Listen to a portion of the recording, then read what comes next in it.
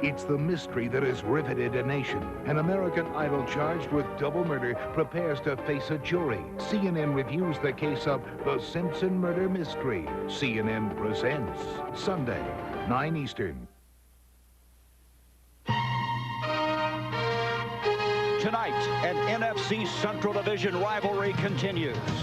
The Green Bay Packers have the ingredients to win the division crown. Led on offense by Sterling Sharp and anchored on defense by Reggie White. To win, the road goes through Minnesota, where quarterback Warren Moon's arm, Chris Carter's hands, and Terry Allen's legs have the Vikings thinking championship.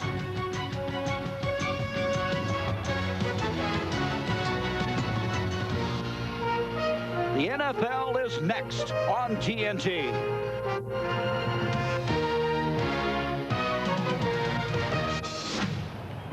Tonight from the Metrodome in Minneapolis, it's a divisional showdown in the NFC Central. A black and blue division meeting between the Green Bay Packers and the Minnesota Vikings. Minnesota comes into tonight tied for first place with Chicago at 4-2. Green Bay is a game back and they can't afford to drop 2 games off the pace. Hi again, everybody. I'm Gary Bender. Welcome to an intense border rivalry. When the tickets went on sale for this game in July, they were sold out in 2 hours. This is a huge game. This could be a game that would signal the crossroads in the season for both of these ball clubs. Now, the Packers won opening day September 4th, but they're facing a different Viking team here tonight. New quarterback Warren Moon in the first 2 ball games was only able to march the team for 1 touchdown in 2 games. But Pat Hayden, since that time, this guy who's one of the finest quarterbacks ever to play the football game, has gotten very comfortable. Well, Gary, you know, it's hard to imagine the offensive philosophy differences between the run and shoot, which Warren Moon did the last 10 years, and what they're asking him to do here in Minnesota. He did get off to a slow start, but the last 4 games, Warren Moon has played particularly well. Left-hand column, you see what happened in the first 2 games. 1 touchdown to 4 interceptions. The last 4 games, the Vikings go 3-1, 6 TDs and 4 interceptions. And Gary, you know, you feel like his team is feeling really good about him now. As a matter of fact, Jack Del Rio said to us, with Warren Moon as our quarterback, we feel we have a potential championship team. Well, Terry Allen missed all of last year at running back for the Vikings with a severe knee injury. He has come back. He's regained the form when he had 1,000 yards in '92. Well, he is physically and psychologically back, and he is an explosive player. He's averaging 4.7 yards a carry. Now, there haven't been a lot of long runs this year in the NFL, but 2 of them have been because of Terry Allen. 2 40-yard runs by Allen. And tonight, the Vikings want to get him started early, use him a lot on first down. But the Packers said just the same thing. You know, we have a lot of respect for Warren Moon, but to win this football game, we have to stop Terry Allen. Brett Favre has been the starting quarterback for Green Bay since the 4th game of '92. He's had an up-and-down career. You know, Pat, he's had moments of brilliance and then moments of bad judgment. Well, just when you begin to fall in love with Brett Favre as a quarterback, he breaks your heart. You know, all the things you like about the way he plays it, and compassionately and passionately. And you think what, in the 3 wins, 5 touchdowns and 1 interception. And look what happened in the 3 losses, 4 touchdowns and the 5 interceptions. He doesn't have to do it all. He's playing on a team with a very good defense. And Gary, if he doesn't turn the ball over tonight, really the Packers, I think, are a very difficult team to beat. He has an enormous talent to work with in Sterling Sharp. Last year he set an NFL record with 112 catches. He's the Packers' best player, their biggest weapon. Well, the Packers know he's their best player. The defense knows he's the best player. And I think it's amazing that he was able to catch 112 balls last year, and he has 39 this year, because every defense starts with number 84, having a plan for Sterling Sharp. Now, he'll catch his passes tonight. He'll catch 6, 7, 8, maybe 9 passes, but they're going to be the short variety. The key for the Packers tonight, Gary, is how many tackles he breaks after the catch. The NFC Central was a dominant division defensively last year. 3 of the top 4 teams came out of the division. And again this year, the Packers and Vikings are playing very solid defense. Well, the Packers are ranked 3rd defense. The Vikings are ranked 7th. And, you know, you talk about quarterbacks and wide receivers and guys that touch the ball. We have some great defensive linemen tonight. For the Packers, we've got Reggie White and Sean Jones. 2 defensive ends, power defensive ends, 10 sacks between them. These guys are also shutting down the run. For the Minnesota Vikings, they've got 2 quick defensive tackles, Henry Thomas and John Randall. Those 2 guys really disrupt the play and set up the whole entire defense. And you can talk about quarterbacks, but tonight's a game of defensive linemen. The head coach of Minnesota is Dennis Green, 45 years old, his 3rd year. If he would win tonight, he would have won 25 games faster than any Viking coach. He's 4-1 against the Pack, and he's lost only one division game here in the Metrodome. Holmgren, 46, his third year as well. He's taken the Pack to their first back-to-back winning season since the glory years of Lombardi in 66 and 67. And by beating Danny Green on opening day, he ended a drought against his former assistant coach mate. He now is 1-4. The Packers have won the toss. They will receive, and a team that has been notoriously a slow starting team hopes to get off on a good mark here tonight. Juan Revés will kick off. Charles Jordan joined by Corey Harris, and Harris brings it out to the 29-yard line. Brett Favre, still considered to be a rising star. If and when he puts it all together, look out. Expect to see a jump in his play starting tonight. One of the strongest arms in football. He's been nervous in the pocket. And Patty's been so pumped early in games that he's had the tendency to overthrow receivers. Yeah, and they select their play calling to get his heart rate down early in this game. You know, they wanted to have some success early, run the football, throw a couple screens, and hopefully get a few first downs. First down now from the 29.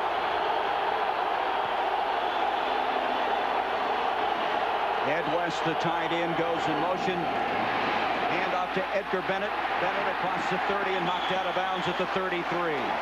Vincey Glenn on the stop.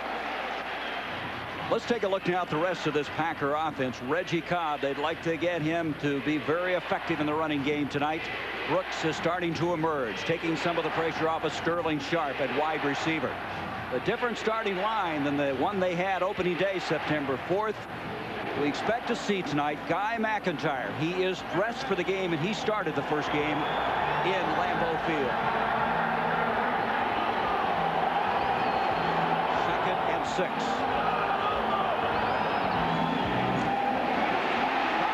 Not able to go anywhere because Henry Thomas, number 97, part of that tandem that's so good in the interior of the defense. Let's look at the defense. We've talked about Thomas and Randall. James Harris replacing Chris Dolman, who now is playing for the Atlanta Falcons. Jack Del Rio was the defensive player of the month for September. McDaniel had 21 tackles in their first meeting.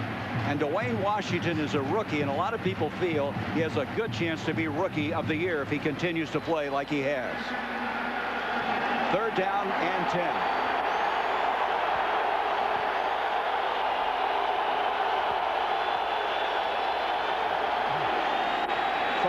Pressure coming, gets it off a screen, complete to Reggie Cobb, and he's going to be stopped short of the 35. Dwayne Washington, who we just mentioned, made a very good open field tackle. Yeah, but that defensive series was set up by Henry Thomas, who had the tackle for the loss. I mean, the Packers are a very good screen team, an unusual screen team, and then they'll screen anytime, anywhere, including down inside the red zone. This is just a flat pattern. You'll see a lot tonight to Reggie Cobb, hoping that you're going to break 3 or 4 tackles and pick up a first, but it's hard to rally and run wide on this Viking defense. Craig Hendrick will punt the football away. David Palmer is back deep for Minnesota. Hendrick hit that one off the side of his foot. He's going to get a bounce, though, inside the 30. Continues to roll. A very fortuitous bounce. It continues all the way to the 21-yard line. So Warren Moon will be starting from there after a 45-yard punt. Moon learning the new system. The last 4 games, he's completed 68% of his passes and averaged just under 300 yards a game. So accurate with the ball, as the coaches are saying, the ball is there all the time. And Pat, for 7 straight years, he took the Oilers to the playoffs, but the missing link from his career is to make it to the Super Bowl. This team right now has a chance to be, if they can stay healthy, I think, Gary, and they keep playing well in December, this is a team that can go a long way in the playoffs. It's a good NFC team. Terry Allen, the single running back from the 21.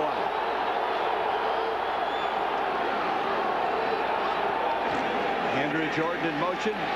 Warren Moon completes it to Jake Reed. He breaks the tackle. He's got a first down up to the 34. And that's the thing you like about the Vikings offense is 2 big wide receivers. A 13-yard gain on the play. Reed and Carter are both 6'3". They're the prototype of the wide receivers seemingly everyone is looking for. The offensive line, first-round draft pick, rookie from California, Todd Stussy on the left side. McDaniel's been to 5 Pro Bowls, and Chris Hinton to 7. First down.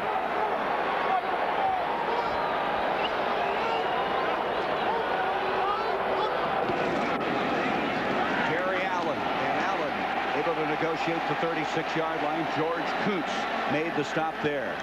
Defensively, let's take a look at this Packer forward wall. Reggie White and Sean Jones. What a combination they are. Steve McMichael, the oldest starter in the NFL, 37 years of age, 13 years with the Bears. Strickland last year started for the Vikings. He was their number 2 tackler. And the secondary, it's intact now. Leroy Butler was out for 3 games with pneumonia. 2nd and 7.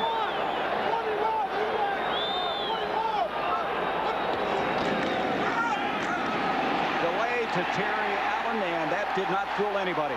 He'll be dropped at the 35, a loss of a yard. Yeah, Reggie White and James Willis. Again, you know, you talk about all the offensive stars, and you always end up talking about quarterbacks before a game, but really, I think this game is a game of guys like Reggie White and Sean Jones, and we saw in the first series for the Vikings, Henry Thomas have a big play. Well, this guy's playing at a Hall of Fame level still, isn't he? Yeah. And he's having a better year, actually, than he had a year ago, Gary. And he's playing the run a lot better than he was a year ago. 3rd down and 9. Moon with the fake, stepping up in the pocket, gets rid of it, complete.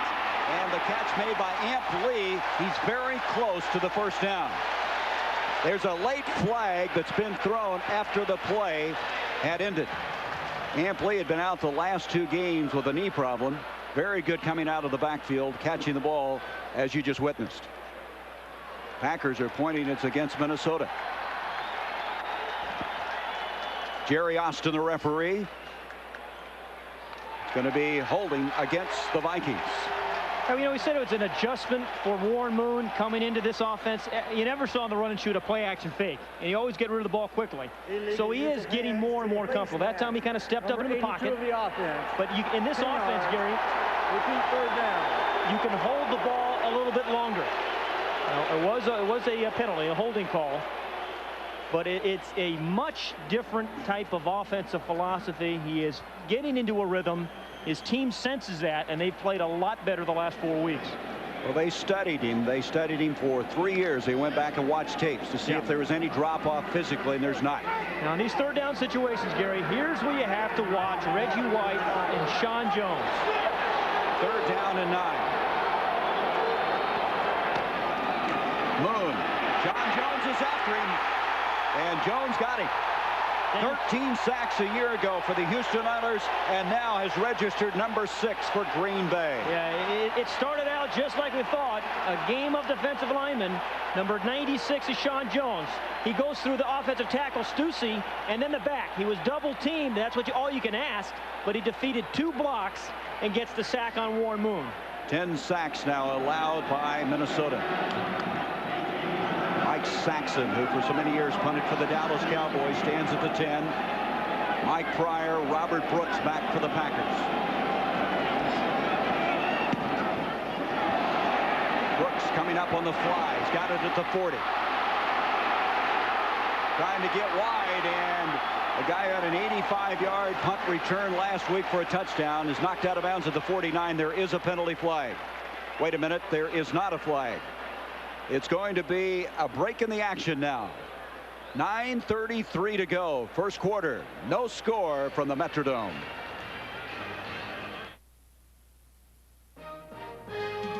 The NFL on TNT is brought to you by Coors Light.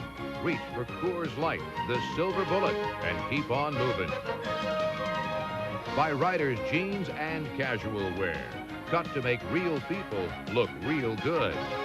And by BMW, the ultimate driving machine.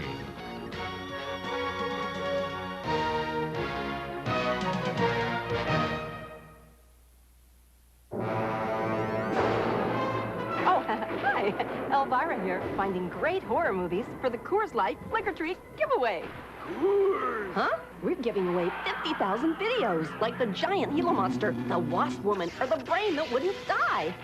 Don't just stand there. Look for me this Halloween in a shocking display of specially marked Coors packages with film clips inside that tell you if you won. The Coors Light Lick or Treat giveaway. It'll be a scream.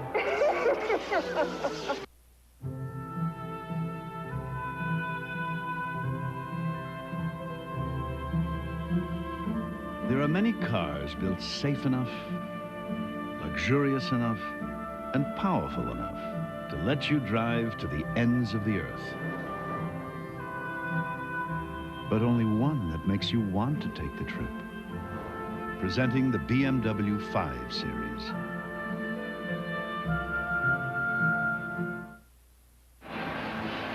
The Packers get the ball for the second time. This has been a slow starting team. Mike Holmgren has been concerned about that. They've failed to score a point now in their opening possession all year long in the last 15 games. They've registered only 2 first downs in the last 12 games.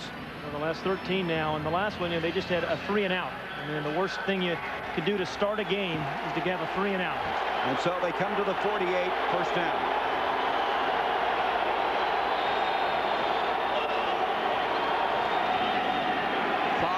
Double pumping, he's in trouble.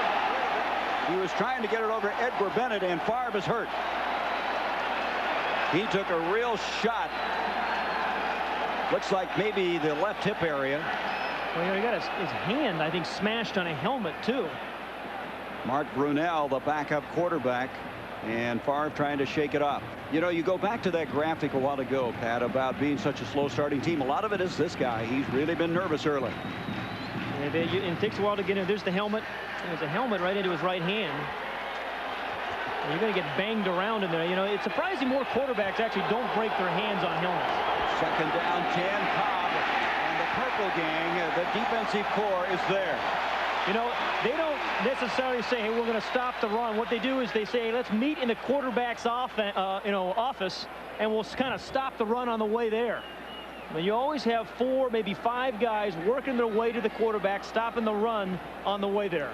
3 rushes now for the Packers. They have not netted 1 yard. You saw Jack Del Rio. What a career now he is enjoying in Minnesota. Yeah, just like Sean Jones is tough on 3rd down for the Packers. Right now, John Randall and Henry Thomas are the tough guys for the Vikings. 3rd down and 10.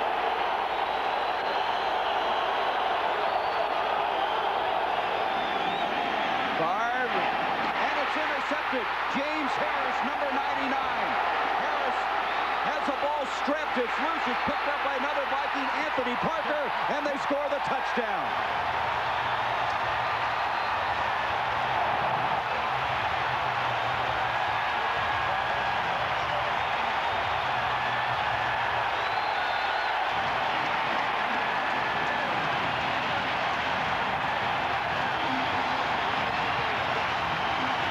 A 50-yard return.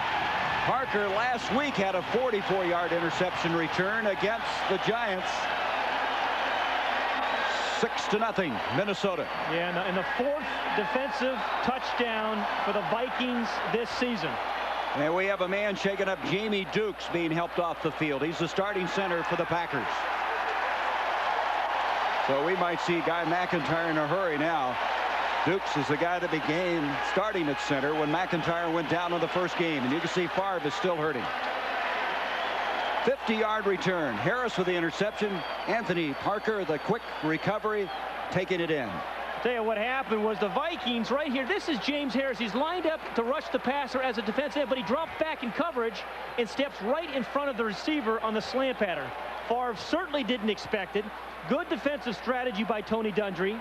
And then a pretty good catch by James Harris, a defensive end. And years ago, he started his career as a quarterback. Then he was a linebacker. Now he's a defensive end. And the Vikings live off turnovers. Yep, that's their 4th defensive touchdown this season. And Quad Reves makes it 7-0. The defense making something happen. And Tony Dungy's teams have done that ever since he's been in Minnesota.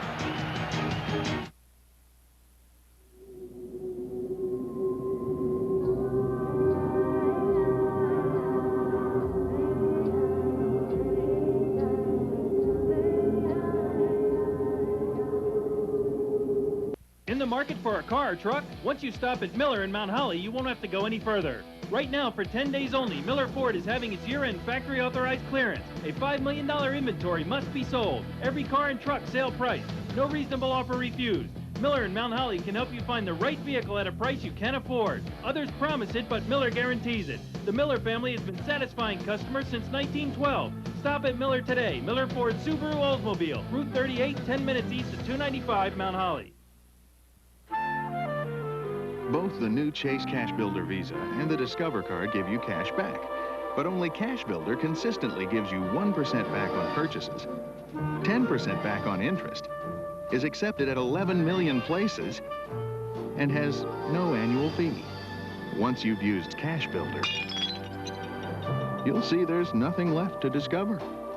Watch your mail for our offer. Chase Manhattan. Profit from the experience. Echo Chicken and Ribs. For tender roasted chicken, succulent barbecued ribs, award-winning buffalo wings offered in traditional hot sauce, barbecue, and garlic and parm. With all the side dishes you need, Echo Chicken and Ribs prepares food fresh each day. Tender roasted chicken, succulent barbecued ribs, and tempting buffalo wings. Echo Chicken and Ribs. It's food that satisfies. Why go to Boston or Kentucky? For great chicken, it's Echo Chicken and Ribs in Somerdale and Voorhees. Well, just in a day's work for Tony Dungy's defense. Oh, boy. And you look at the numbers. In the last 35 games, Minnesota has registered 14 defensive touchdowns. Yeah, it's no accident because they do it over and over and over again. And that was just a great defensive call and strategy, dropping off the defensive end. But they'll strip the ball later on, and they'll try to pick off Brett Favre again. Well, officially, they give Harris an interception, a 27-yard return, and then the fumble recovery. Parker, 23 yards, and the touchdown. That's how they break down the 50-yard return. Gervais with a squib kick. That's by design. And it's picked up short, and they bring it out now to the 40-yard line. Dorsey Levens, the rookie, brings it to the 40. That's where the Packers will start. Well, let's go back to the touchdown. Top of the defensive line is James Harris. He takes 2 steps forward, and I don't think Brett Favre ever even saw him. It was a pretty good catch by the big old defensive end, 6'6". Now Favre hustles over, and he actually forces the fumble. See him knock the ball out of his hand. Heads up play there by Favre, and then a fortuitous bounce right into the arms of Anthony Parker, who catches it in full stride. Favre returns at quarterback. Also, Jamie Dukes is back in at center. Sterling Sharp, very quiet, goes in motion. Handoff to Edgar Bennett. Bennett gets a couple of yards to the 41 to bring up a second down. Gary, when you have a quarterback who's excitable and you try to ease him into a football game, that is the worst possible start you can have. First series, 3 and out. Second series, they get good field position. He throws an interception, they return it for a touchdown. And interestingly, Pat, his go-to guy, Sterling Sharp, very quiet here in the early going.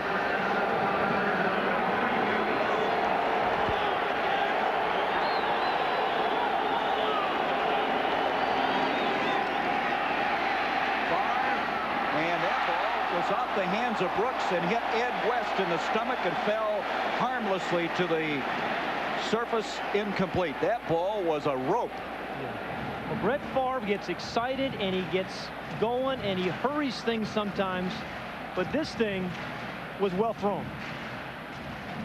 And that's a ball that Ed West has to catch and give his quarterback a chance. I mean, he's got a quarterback right now who's struggling with some confidence and some excitement, and your tight end's got to make that play. Favre is 1 of 4 for 5 yards and an interception.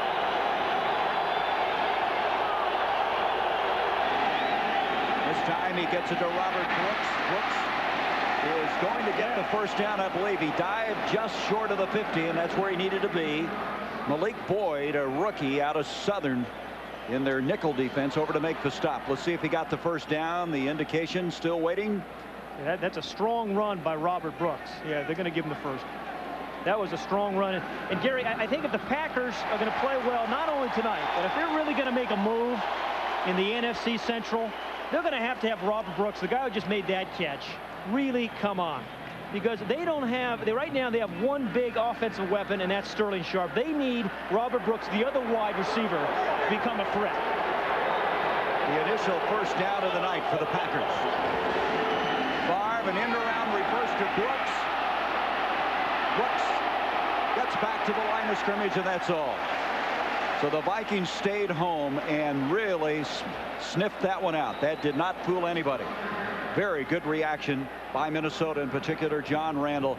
Tackles aren't supposed to be able to run like that. Well, yeah, he runs like a halfback. He really does. But, you know, actually a reverse and misdirection and trap plays ought to be, you would think, good calls against an aggressive defense like the Vikings.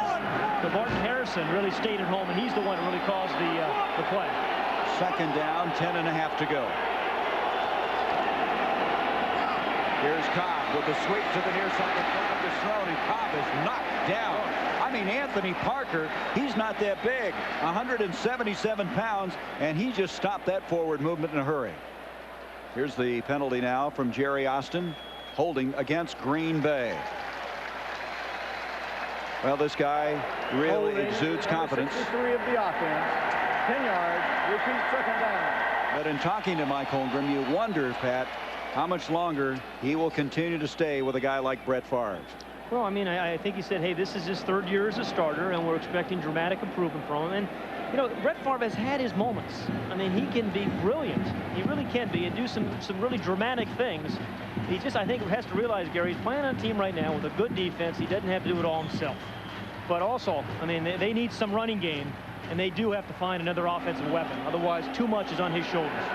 2nd and 20 after the hold. Bennett and Cobb in the backfield.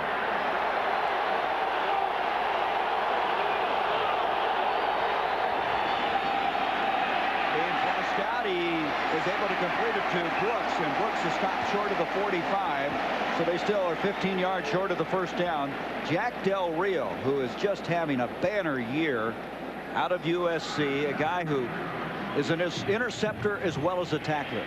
In the last 2 seasons, you can see he has led the Vikings. He told us that his career was revived when he went to Dallas. Jimmy Johnson made him fall in love with football once again. Yeah, he is a focused player, and he is a prepared player.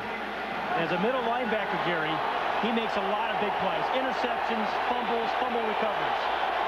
3rd and 14. Setting up the screen, complete to Cobb. He's got a convoy, but he's not going to get him enough. Very good open field tackle by Dwayne Washington. That's twice now, Pat. The rookie has excelled in the open field. Okay, the Packers are not going to win this game. They keep playing it at 3rd and long, Gary. I think 3rd and 7 was the shortest 3rd down play they've had so far this game. And so Craig Hendrick will come back in and punt. He's the new punter this year out of Notre Dame. David Palmer, the rookie from Alabama, back.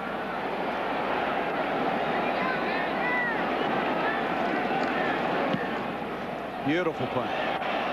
Palmer's going to let it hit, and it'll make it in for the touchback. 52-yard punt. The Vikings with a 7-0 lead. Their defense providing the points. Now will start from their own 20-yard line. They speak it in England, France, and Germany. It sounds the same in the U.S. and Mexico as it does in Hong Kong and Tokyo. It's the international language of business. And wherever it's spoken, Delta Airlines can put you right in the middle of the conversation. And then we'll bring you back to that place where you don't have to say a word to be understood. Delta Airlines.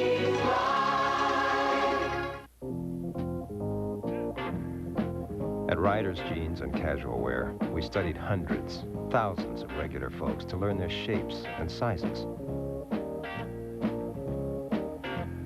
And then designed jeans that fit them very comfortably. Try on a pair. You'll find it's like we knew your size exactly, somehow.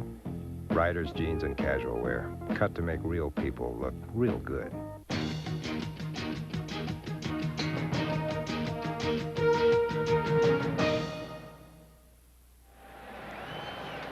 With Pat Hayden and Kevin Kiley, I'm Gary Bender. Let's go down to the sideline. Here's Kevin. Thanks, Gary. One of the keys to this game is how well the Viking offensive line handles that Green Bay pass rush. When you look at the line, they have 3 youngsters with 5 years experience, and then they have Randall McDaniel and Chris Hinton with a combined 19 years of experience. McDaniel on the left, Hinton on the right. They literally talk to the other players, the other young linemen, and help them out during the game. Back to you.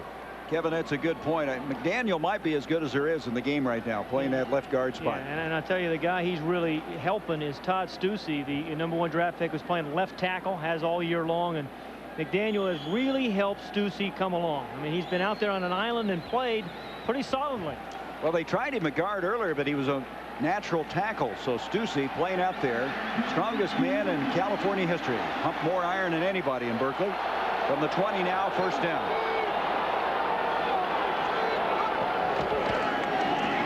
Terry Allen. They move the pile forward to the 23. Well, we talked about the Viking defense and how well they have played, and #1 in rush defense, and they produced 7 points here. Yeah, you know, this, you see what the balance they have on offense too. Pass and total offense. And that was after a very slow start. Yeah.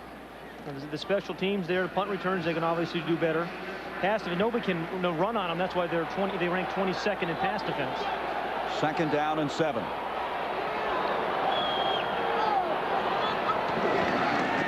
Moon, quick look. Chris Carter with the catch. He's out to the 28, and for Chris Carter now, that's catch number 46. He's on a pace to catch 120 balls. Between he and Reed, they are on a pace to catch 200. That shows you the 2 big 6'3" wide receivers are so tough. He's a slot receiver, Chris Carter is, Gary, and the thing is, he reads the blitz well. He's a smart player. That was just a sight adjustment. He saw a blitz there. He knows he has one-on-one with the free safety. Warren Moon read the same thing. You know, it's frustrating when a quarterback reads it and the wide receiver doesn't, but Chris Carter never seems to miss a blitz. 3rd down and 2. Moon reading, and the ball incomplete, intended for Jake Reed, who has emerged this year as one of the fine young receivers. That'll bring up a 4th down. George Teague defending on the play. First incomplete pass of the night for Warren Moon. He is 3 of 4. 37 years old. He'll be 38 next week, and I should say next month. And we're talking about age. He says, well, I don't take a day off from working out. He hits the weights. He stays in shape in the offseason.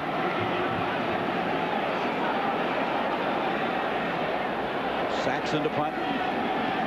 Brooks and Levin's back. Mike Pryor coming up, fumbled it out of bounds. And so to go out of bounds at the 32, a 36-yard punt. So Brett Favre was going to continue playing in pain. His team down 7-0.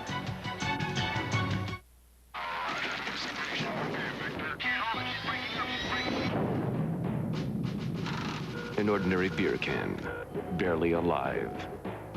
Gentlemen, we can rebuild it. We have the technology. We have the capability to make the world's first bionic can. Coors Light will be that can. Better than it was before. Taller, thinner, silver. Next on the Coors Light channel.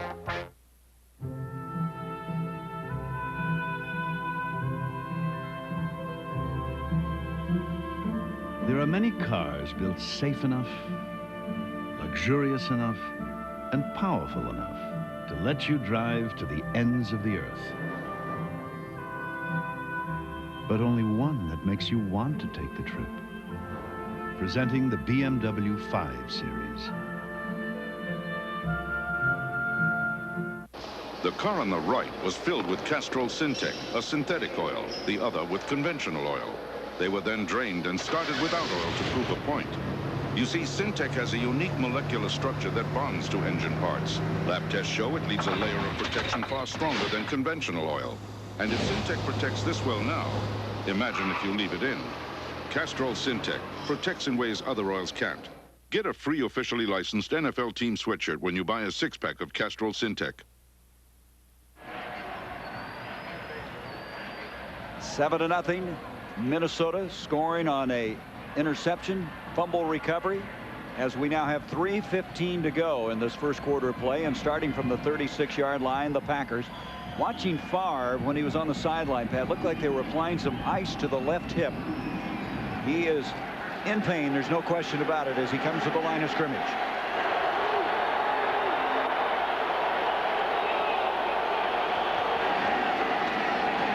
Reggie Cobb slamming it forward. Cobb coming over from Tampa Bay. 92, he was a 1,000-yard rusher. Moves the ball to the 41-yard line. It'll be 2nd down and 5. Roy Barker on the stop. You know, we talked about John Randall, number 93, and here's one way you handle him. You trap him. You know, you get a guy upfield, and then you hold him a little bit too. As a little bit? Yeah, a lot. You get the Heimlich maneuver and put on him. That's a takedown. 2nd and 5. And the catch made by Edgar Bennett, and he's very close to the 1st down. Carlos Jenkins over to make the stop for Minnesota. It is a 1st down for Green Bay. John Randall has been a real force for this Viking defense this year. When you get 2 guys in your face, I mean, that's how you have to take care of them, though. And what does that mean? That means the other guys. Henry Thomas is going to make some plays. We already saw John Harris intercept the ball. So even when he's double teamed, he's setting up some other defenders. 1st down at the 46.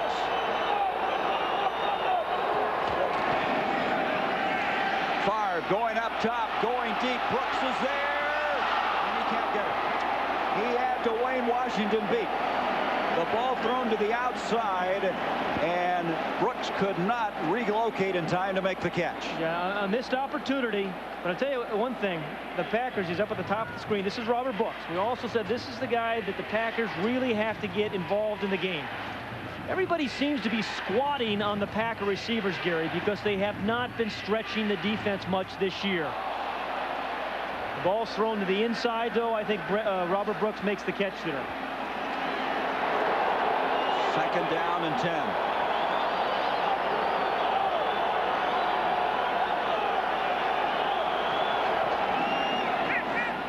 Quick pass complete to Sterling Sharp, so he's finally involved in the offense. That's his 1st catch of the night, advancing to the 48-yard line of Minnesota. And that was a long time in coming. That's his 40th catch of the season. Well, when he's down here by himself, he's going to anytime Brett Favre's in trouble or trying to get into the rhythm, he's going to find Sterling Sharp. Again, just a little short little route, the yards after the catch.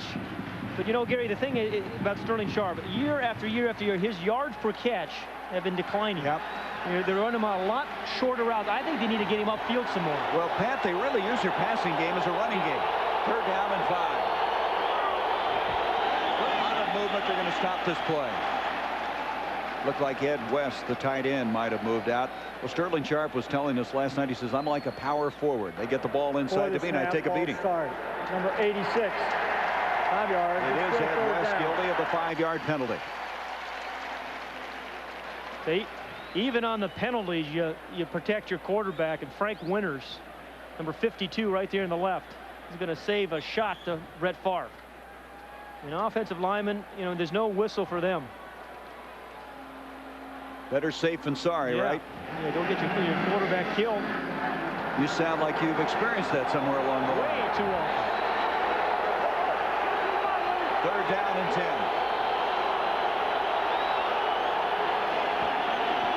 Shot goes in motion. Favre, he's in trouble. John Randall, he has 7.5 sacks this year. Such intensity. I don't know what that walk is, but the way he plays, he can do anything he wants. Yeah, John Randall, the First Amendment with hips. If you don't double team him, he's got to make some power rushes and some quick rushes. Number 93. That time it was just a single rush, and he out-quicked Frank Winters. Remember a couple plays before, Gary? They double teamed him. I mean, you have to stay with the double team on John Randall, or he's going to sack your quarterback. So the loss inside the 40. Hendrick to punt again. David Palmer will signal for the fair catch and make it to the 21-yard line. Well, a week from Sunday, we'll go back to our regular time here on TNT. We'll be out in the Valley of the Sun. The Pittsburgh Steelers, who are 4-2 thus far, going against the Arizona Cardinals, 2-4. Buddy Ryans 46 defense, which is number 2 against the rush. And we'll get to look at this guy, Rod Woodson, number 26, one of the premier punt return men and cornerbacks in the NFL. And blitzers. I mean, Rod Woodson times a blitz as well as anybody in the NFL. First down now from the 21.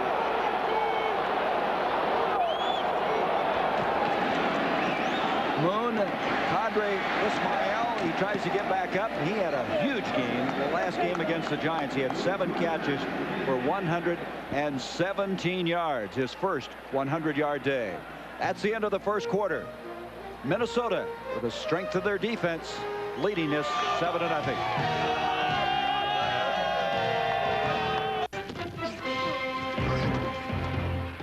Time now for the latest Eagle news, sponsored by CT's Video and Appliances. This 94 Eagle team has a whole new look. Watch the 94 Eagles soar on CT's all-star lineup of big screen TVs from Mitsubishi. Buy any Mitsubishi big screen or TV by December 5th and make no payments, no interest until 1996. That's right, no payments, no interest until 1996. Visit CT showroom now for details. South Jersey residents deserve the convenience of doorstep newspaper delivery every morning by 6:30 a.m.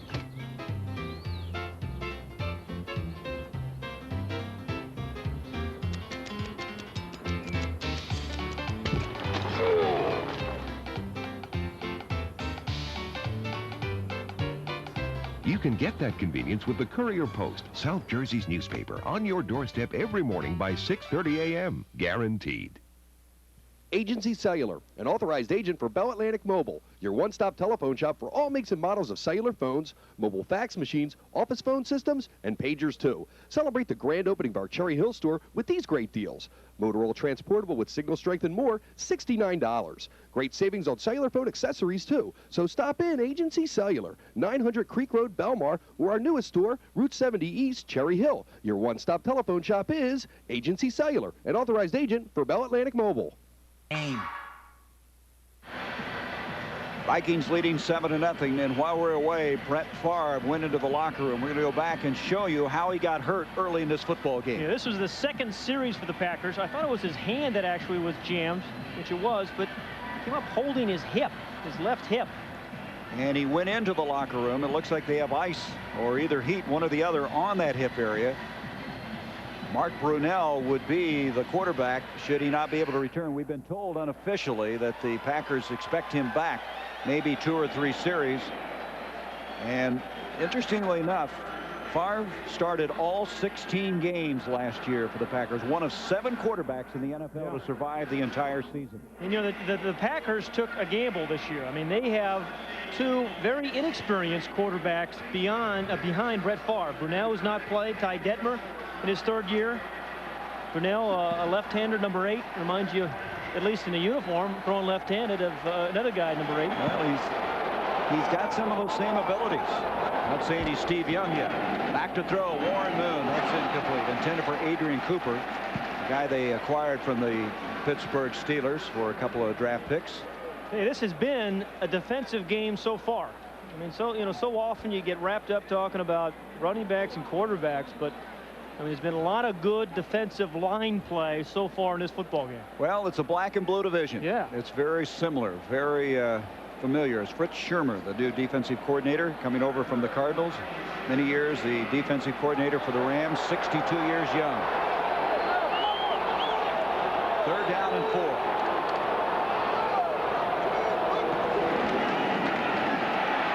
The play, the pass intended for Reed. Coverage that time by Lenny McGill, but the penalty flag at the line of scrimmage. Well, I tell you, the Packers are really coming after Warren Moon on 3rd downs. And a illegal procedure, false start against Minnesota. Illegal motion, number 82 of the offense, turned upfield too soon. And we talked about Reggie White being a powerful player. Different styles by the defensive linemen tonight. The Packers play with great power. The Vikings play with quickness on defense.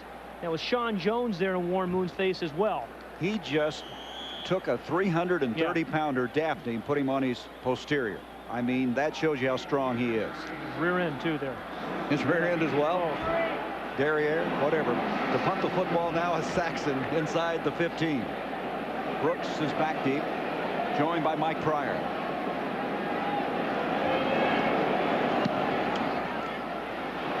low kick. Brooks across the 40 to the 43. Good field position. After a mediocre 37-yard punt, there is a penalty flag, an 8-yard return on the play. Hey, the Packers have had good field position this first half, Gary. They haven't been able to do anything with it, but they've had very good field position.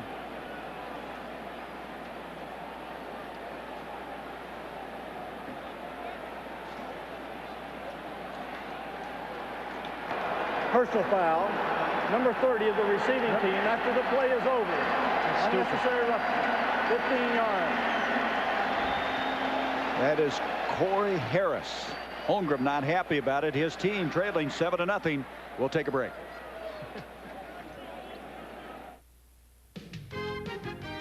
The NFL on TNT is brought to you by GMC Truck, the strength of experience, and by Logo Athletic. Get real with authentic team apparel.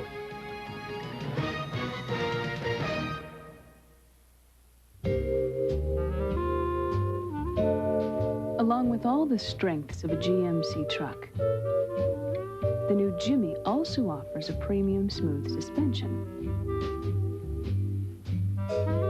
No shakes, no jolts. It might just be the perfect way to start your day. The all-new Jimmy. Drive it at your GMC truck dealer. If you're going to be a Green Bay fan, you have to dress for the weather. Let's start with September. Now October, that might be nippier. And when we make it to the playoffs, then the fun really begins. We could build a dome.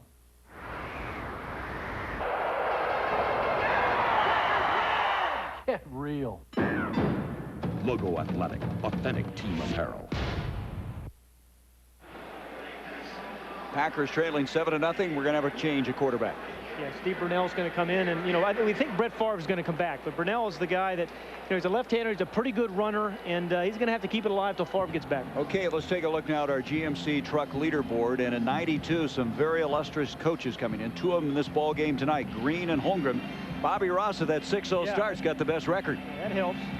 Yeah, how about the Chargers? The Chargers are playing good, football, not only on offense but on defense, special teams wise, and they've beaten teams on the road. And here's the new quarterback, Brunell, who had a very fine career at the University of Washington. His first snap in the regular season, and the handoff goes to Edgar Bennett. Now, Brunell had a severe knee injury, one spring training in the University of Washington, came back from that, ended up being the MVP in the '91 Rose Bowl, the year they were co-national champions. The thing you keep hearing about this guy is what great character he has and leadership ability. And Gary, he is really strong. We're talking to Sherm Lewis, the offensive coordinator of the Packers this week, and he said, hey, this guy throws a very easy ball to catch. He's a left-hander, and he said he can really run. He's a strong runner, too. 2nd down and 8. Southpaw, and that ball was not thrown well as he tried to hit Edgar Bennett across the 25-yard line. I think his jersey is too tight. A few other things may be tight right now, not just the jersey, but here is a guy who really last year was the 3rd quarterback. He moved ahead of Ty Detmer with his strong play in the preseason. They're excited about him. Did not play at all last year, and a guy who has good size. He runs the 40, they tell us, in 4.7, which is very good for a quarterback. Well, with this defense, you may need a mobile quarterback, but again, Packers in 3rd and long, Gary. 3rd and 8. Pressure coming from Harris. Also Randall, they knock each other off the ball. And a good ad-lib effort by Brunell, but the two Vikings took themselves out of the play, colliding with each other, and Brunell able to continue up the field, but it's still going to be 4th down and 3. He needed that speed, didn't he? The Vikings have changed it up twice tonight, Gary. John Randall, as they normally plays in here, he's on the outside, and you're going to see number 99, James Harris, again, both outside guys kind of pinching. But Randall ordinarily plays inside. We've seen 2 change of one. We saw Harris intercept the ball. This time Randall misses him there. But Tony Dungy's got it going defensively again. Yes, he does. You got to find where number 93 is lining up. Beautiful punt by Hendrick, his 4th of the night. And Palmer tackled short of the 15-yard line. 54-yard punt that time by Hendrick. 3-yard return. Minnesota with a 7-0 lead. It's all out west this weekend on TNT. Saturday night, get a magnificent marathon beginning with the Magnificent Seven. And Sunday, get the Shadow Riders, the TNT original Lakota Woman, and Cahill U.S. Marshal. Get it? Amen. Got it? Right on. Good Western stuff this week. So I said to Henny, of course chickens are more important to Hooters than owls. Who? Chickens, that's who. I beg to differ. Well, beg all you want. Without chickens, there'd be no chicken sandwiches or chicken salad. Or Hooters' famous chicken wings. There'd be no Hooters if it weren't for chicken. It's really not wise to even argue the point. That's because I'm right. No, that's because you're not going to be around long anyway. Chicken. Hooters, now open on Route 38 in Maple Shade. Well, there are 4 muscles in each eye, and for Brock, those muscles weren't working. Basically, Brock couldn't focus on anything, and Without surgery, he would never be a normal little boy. it was about 2 weeks before the surgery, our company changed to Blue Cross Blue Shield of New Jersey. The last thing we needed was for our insurance to change, But the hospital, the surgeon, they were all with the HMO Blue Network. and that was a relief. Nobody gives you more choices of doctors and specialists than HMO Blue of New Jersey. Call 1-800-HMO-BLUE. And we just wanted him to be happy. Quality systems integration. At Jonathan's Computers, our consultants will design a system to meet your business needs. From networking, presentation, communications, multimedia, full on-site service and support, desktop presentation, video conferencing, and electronic mail. With equipment from IBM, Hewlett-Packard, Apple, and Compaq, Jonathan's Computers in Mount Laurel offers cost-effective business solutions for a more productive tomorrow. With Kevin Kiley, Pat Hayden, I'm Gary Bender. 13:15 to go in the first half. This is a defensive struggle as evidenced by the fact Green Bay has 39 yards in total offense. Minnesota 28. Welcome to the black and blue division. Yeah, it's been a defensive game, a game of linemen so far, but the Vikings, what they really want to do is try to work on the Packer linebackers.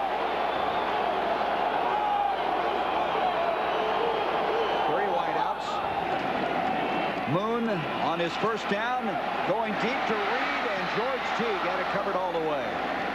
Teague had 2 interceptions in the opener this year, played in Lambeau Field.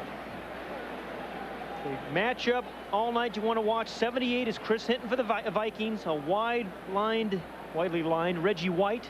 Again, he's going to play you with power. And Hinton was saying you always have to keep your feet moving and keep your body in front of Reggie White. Boy, a lot of Pro Bowls between those two guys, huh? Hinton and White. How many? How many Pro Bowls between them? Well, 7 for Hinton and 8 for Reggie. That makes 15, I think. Modern math never fails you. 2nd down and 10. And this time he comes back and makes the connection to Reed. Out to the 27, a 13-yard pickup, 1st down. There, Chris Hinton and Reggie White continue to go after. Reggie White has a number of different pass rushes. He's got one that he calls the club. He said he learned it from Howie Long. That's just kind of a rip move inside. The ball's off too quickly. And that is some club. Yeah, well, that's actually the rip. He's got 3 or 4 different pass moves, but the big one is the bull rush. He'll just knock you right into the quarterback. 2nd 1st down for Minnesota. Terry Allen is gobbled up by the guy we've been talking about, Reggie White. He wants to win so badly. He is the guy who came to Green Bay to try to take him back to the Super Bowl. I tell you, Chris Carter, the wide receiver, kind of thought about just for a second blocking Reggie White, then thought better of it. You better block him, even when you're running away from him. I mean, teams try to run at Sean Jones and away from Reggie White, but he still has some quickness. You know, he can play with power, and then he can play with quickness down the line. Boy, he looked great yesterday, didn't he? Yeah. He feels as well as he's ever felt. He had some surgery in the ankle in off-season. Playing so well. 2nd down and 12. And Carter over the middle. Was that Carter a good to the throw? 34. That was a good throw and a good catch. If you're Warren Moon and you come to a new football team, you're happy you have a guy like Chris Carter as your go-to receiver. And, you know, the game has changed so much, Gary, with Chris Carter. I mean, he doesn't have to be open to throw him the ball. He is so strong and athletic. He takes the ball away from people. So You know, a lot of times receivers have to be open when you throw it to him, not with Chris Carter. When the ball, by the time the ball gets to him, he'll jump and get open. He broke all the Viking receiving records last season. Robert Smith now is coming to the backfield on a 3rd and 3. Moon to Reed, he can't hang on, and we have a flag. Terrell Buckley was stride for stride, but I think he's going to be called for pass interference. Gary, Jake Reed is also very, very important. Pass interference, number 86. No, they're calling it on Reed instead of Buckley. Again, this is a matchup. Terrell Buckley and Reed, the Vikings like the size mismatch. Reed is at 6'4", Buckley at 5'9". He's saying he pushed off. I don't know, I thought it was a pretty clean play all the way around. I did too. Anyway, it's going to bring up a 4th down. Saxon to punt the football. The Packers need a special teams play. I mean, their offense has not gotten it done. The defensive play well, but they need a special teams play. Well, that's what got them started in their last game, you might recall. Brooks with that 85-yard punt return. Beating the Rams. Saxon didn't hit that one well. It sounded funny, didn't it? Pryor's going to get it. Mike Pryor to the 30, 35, and Pryor doing a very good job of getting the ball across the 40 to the 42-yard line. Another good field position situation for Green Bay. 40-yard punt, and Pryor, who played so many years with the Colts, with a 17-yard return.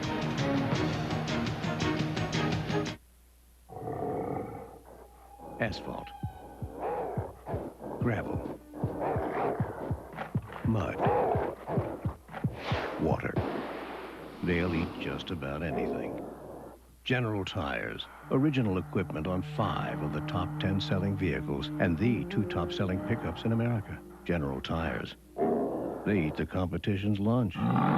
See a General Tire dealer near you for details on how to win a trip to the Super Bowl and the Pro Bowl.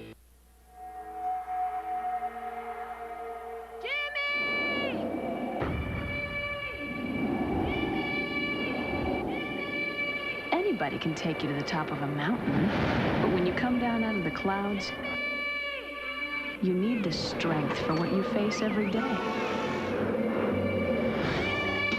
Introducing the all-new Jimmy.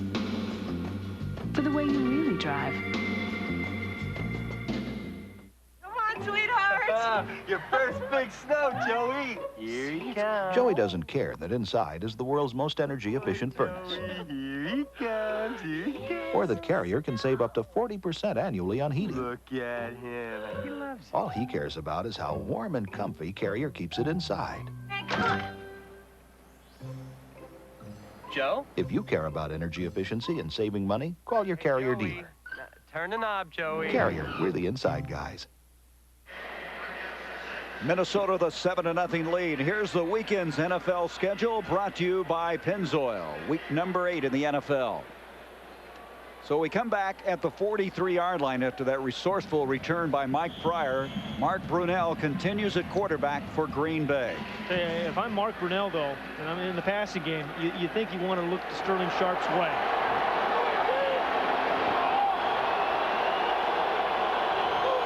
Ed West goes in motion.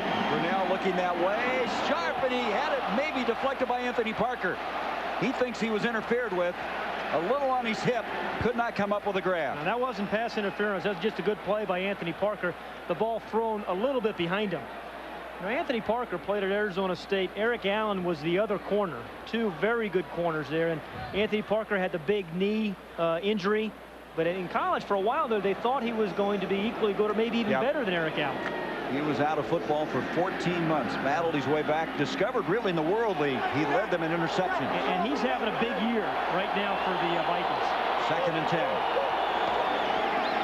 Delayed handoff to Bennett, and Bennett, not much going there. We've been told now that Brett Favre will remain in the locker room until halftime with the injury he sustained, so Brunell will finish this first half for Green Bay. Well, this is not a way to play offense, and I know Mike Holmgren was concerned about not being able to run the football because they have been in 3rd and long all evening. Only 1 of 6 on 3rd down conversion. They've averaged almost 10 yards, 9.9 yards to go on 3rd down.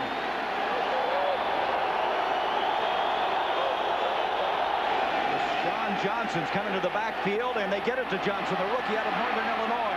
And he's able to make it to the 49, considerably short of the first down. LaShawn Johnson, their third-round draft pick, he is a flyer. He can run very well, still learning the offense, but they may have to go to him more now to make something happen with their running game. It is just so tough to run screen passes on 3rd and long and convert, Gary, particularly against a defense. All the defense of the Vikings, they can really run. Plus, they are really categorized as being a screen team. They're not fooling anybody. More screens than the New York Knicks. Here's Hendrick. Palmer watching the ball, is going to let it hit, and it's going in for another touchback. 51-yard punt that time, and so Minnesota will have it at the 20. The Vikings leading at 7-0 on a combination interception fumble return at the 8:35 mark of the first quarter. With Pat Hayden and Kevin Kiley, I'm Gary Bender, and welcome to another battle in the black and blue division, the NFC Central. A game that could be a crossroads game. The Vikings coming in here at 4-2, tied for first with the Bears, and Green Bay at 3-3, and they can ill afford to drop 2 games back. Yeah. Moore Moon said to us yesterday, this is a really big game. It's a division game, and he said, we've already lost to Green Bay. He said, we really need to win this one. Terry Allen trying to cut it against the green, able to get close to the 23-yard line. Steve McMichael, the veteran there, number 90, to make the stop.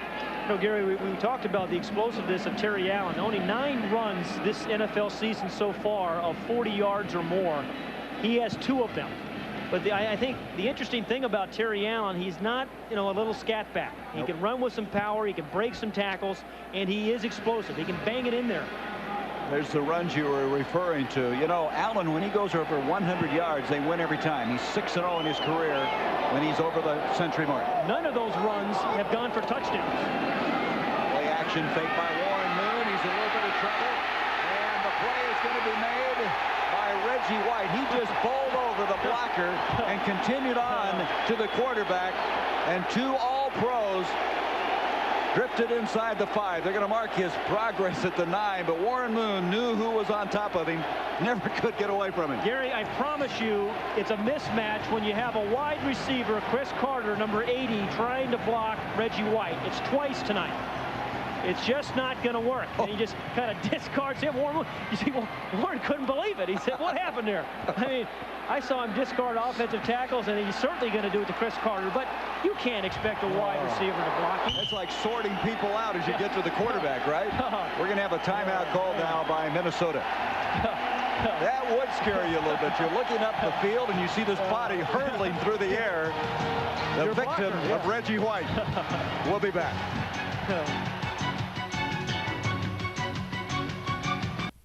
We all remember the classics. The classic 2-step. The classic swimwear. The classic deal. Can't remember a classic deal? Then go to Classic Chevy in Morristown and get one like this. Get a classic deal on a 1995 Corvette for only $259 a month for 24 months. That's right, only $259 a month. Stop in now while supplies last. Classic Chevy in Morristown. Classic deals today that you'll remember tomorrow. Both the new Chase Cash Builder Visa and the Discover card give you cash back. But only Cash Builder consistently gives you 1% back on purchases, 10% back on interest, is accepted at 11 million places, and has no annual fee. Once you've used Cash Builder, you'll see there's nothing left to discover. Watch your mail for our offer. Chase Manhattan. Profit from the experience. Agency Cellular, an authorized agent for Bell Atlantic Mobile, your one-stop telephone shop for all makes and models of cellular phones, mobile fax machines, office phone systems, and pagers too. Celebrate the grand opening of our Cherry Hill store with these great deals. A Motorola handheld with signal strength and more, now $79. Great savings on all cellular phone accessories too. So stop in Agency Cellular, 900 Creek Road, Belmar, or our newest store, Route 70 East, Cherry Hill. Your one-stop telephone shop is Agency Cellular, an authorized agent for Bell Atlantic Mobile. Gary, remember last Monday night, John Elway was in shotgun formation. He was so surprised to get the snap. Well, Warren Moon's a little surprised to see his receiver and blocker on the play hurled right at his feet. I mean, Reggie White is lifting this entire defense. He knows his quarterback is struggling, his team is struggling a little bit, but he's getting it done. Yep, he's carrying the team right on his shoulders. 3rd down and 21.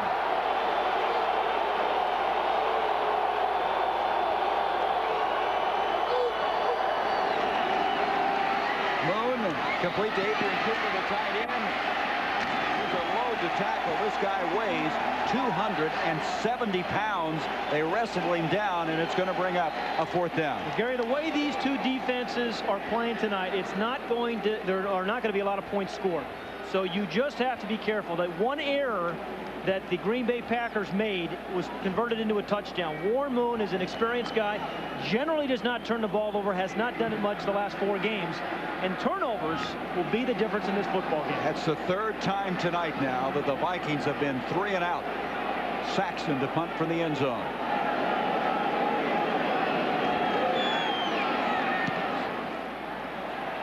Brooks coming up, makes the fair catch at the 50-yard line. And again, the Packers with excellent field position. 35-yard punt. Coming up at halftime, the Fruit of the Loom halftime. Ernie Johnson will have a conversation with Troy Aikman of the Cowboys. And then our Stadium Show crew of Bob Neal, Kevin Kiley, and LT Lawrence Taylor will discuss the first half of this football game. Lawrence Taylor's got to love this defensive battle. Yeah. This is his kind of football game. You know, defensive linemen, linebackers. And you've seen some good play by corners. You know, it's going to stay that way. And for Mark Brunell, he starts on this drive on the Vikings side of the field. I mean, they have got nothing out of the run so far. They have not been able to get the ball much to Sterling Sharp. But they're going to have to find a way to get the ball to him. Brunell trying to do that. The blitz coming. He gets rid of it, complete to Sharp. Sharp lunges just short of the 40. Brunell had no chance that time, as coming off the corner was Carlos Jenkins, who runs so well. I really admired the courage of Brunell on that particular play. And how about the tackle of Dwayne Washington? Again, with a young quarterback, you're going to come after him. I mean, that's Minnesota's style anyway. You're right. He hung in there, Gary. And this is the key thing for the Vikings. Watch the tackle by Dwayne Washington on Sharp. This is where Sharp is most dangerous, making a guy miss and picking up another 8 yards. But Dwayne Washington stopped him right there. That's 3 times he's made an open field tackle. Hand off to Cobb. Cobb makes the first man miss, stays on his feet. He has a first down to the 30-yard line. Reggie Cobb coming over from Tampa Bay. Hasn't carried the ball all that much. For that matter, the Packers only average 10 carries a game.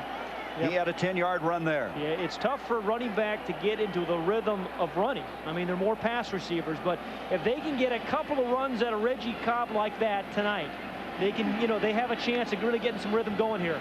And this is a drive. This is a drive that's really important that the Packers get something on the board. You can see their longest run from scrimmage, 16 yards. Hand off, and this one's going nowhere. You know, Gary, it's amazing when you think about the Packers. They throw the ball so much, but they have not been a big play team. You mentioned the 16-yard run. Their longest pass play is 48 yards. And then, interestingly enough, on the other side, the Vikings have forced teams to throw the ball so many times. Coming into this game, they had forced 257 attempts. That's the most in the NFL. So they play right into the Vikings' hands. Now, Brunell is in field goal range right now, Gary. What he can't do is take a sack. And don't do anything stupid. Don't take a sack, and certainly don't turn it over. Timeout call by the Packers. They have 2 remaining. So Holmgren with a new quarterback now, with Brett Favre in the locker room with an injury, and Brunell trying to capitalize on this drive. He'll come back with a 2nd down and 11 yards to go, as we have 5:42 left in this first half. And Brunell, who engineered Don James's team so effectively out in Seattle, getting an opportunity, waited a long time. Mike Holmgren talked about the fact that this is a team that has struggled in the red zone. Here's Mike's thoughts on that as they hope to somehow come away with some points. Oh, that always frustrates me. I think you have to be your most efficient down there. You have to come away with points, certainly, and touchdowns, hopefully. You know, while we've kicked some field goals and things like that, we've played in some close games, and anytime you lose a close ball game, you can look usually directly to what you've done in the red zone, and that tells the story. Well, they've averaged almost 40 passes a game. They have only 2 rushing touchdowns coming into this game, so they obviously do not have the balance he'd like to have.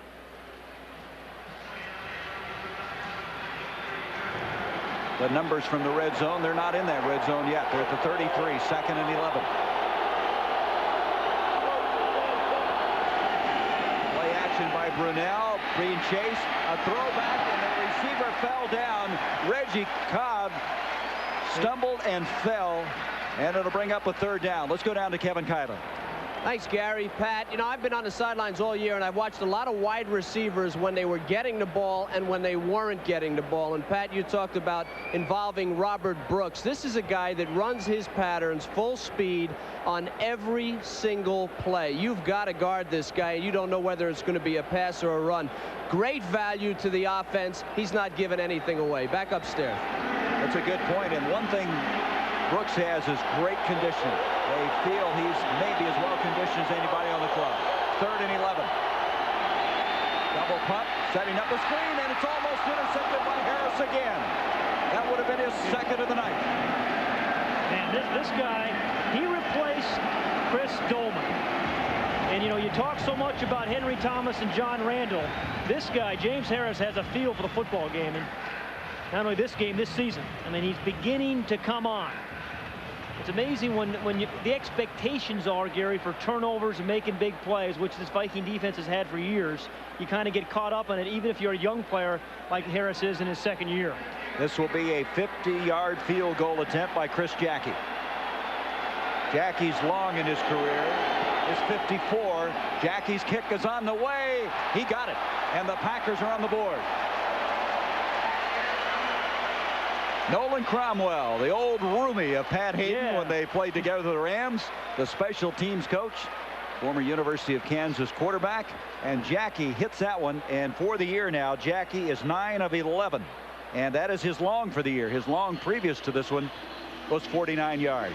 And Brunell did his job there, Gary. I mean, he didn't take the sack, didn't throw the interception, turned the ball over, got his team on the scoreboard with 5:28 remaining in the game. I mean, in the half. And now his team is right back in it. And what he's got to continue to realize, his defense is good enough to win this thing for him. It is good enough, and the Vikings are finding that out the hard way. If you look at this Packer team, they've allowed so few points all year long.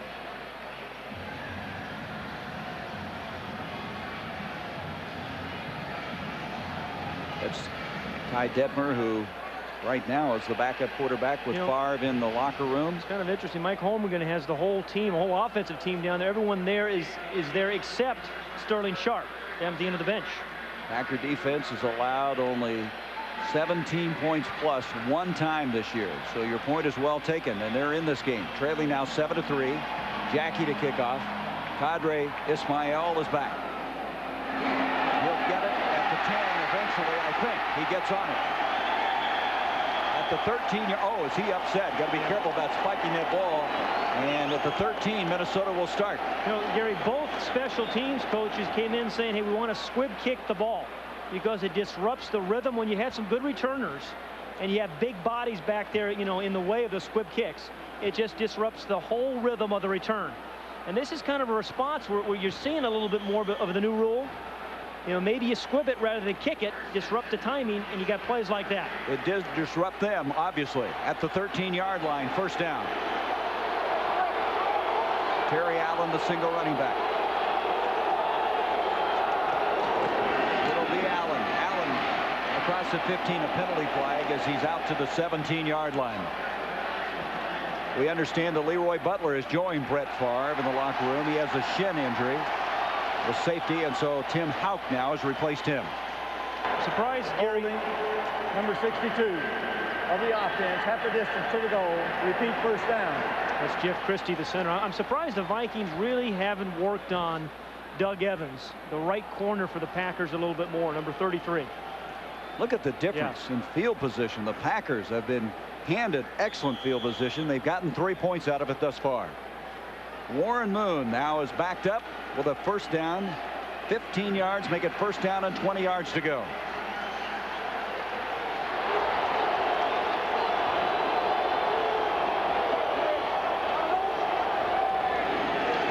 from the goal line. The crossing pattern, the catch is made by Andrew Jordan, a rookie out of Western Carolina. You might remember another Jordan that used to play for Minnesota wore that same number, Steve Jordan. But this is Andrew, not to be confused with a former Pro Bowler. You know, this is a play. The Packers linebackers reacted very well to this play, Gary, because the Vikings came into this game feel they could really work on those inside linebackers.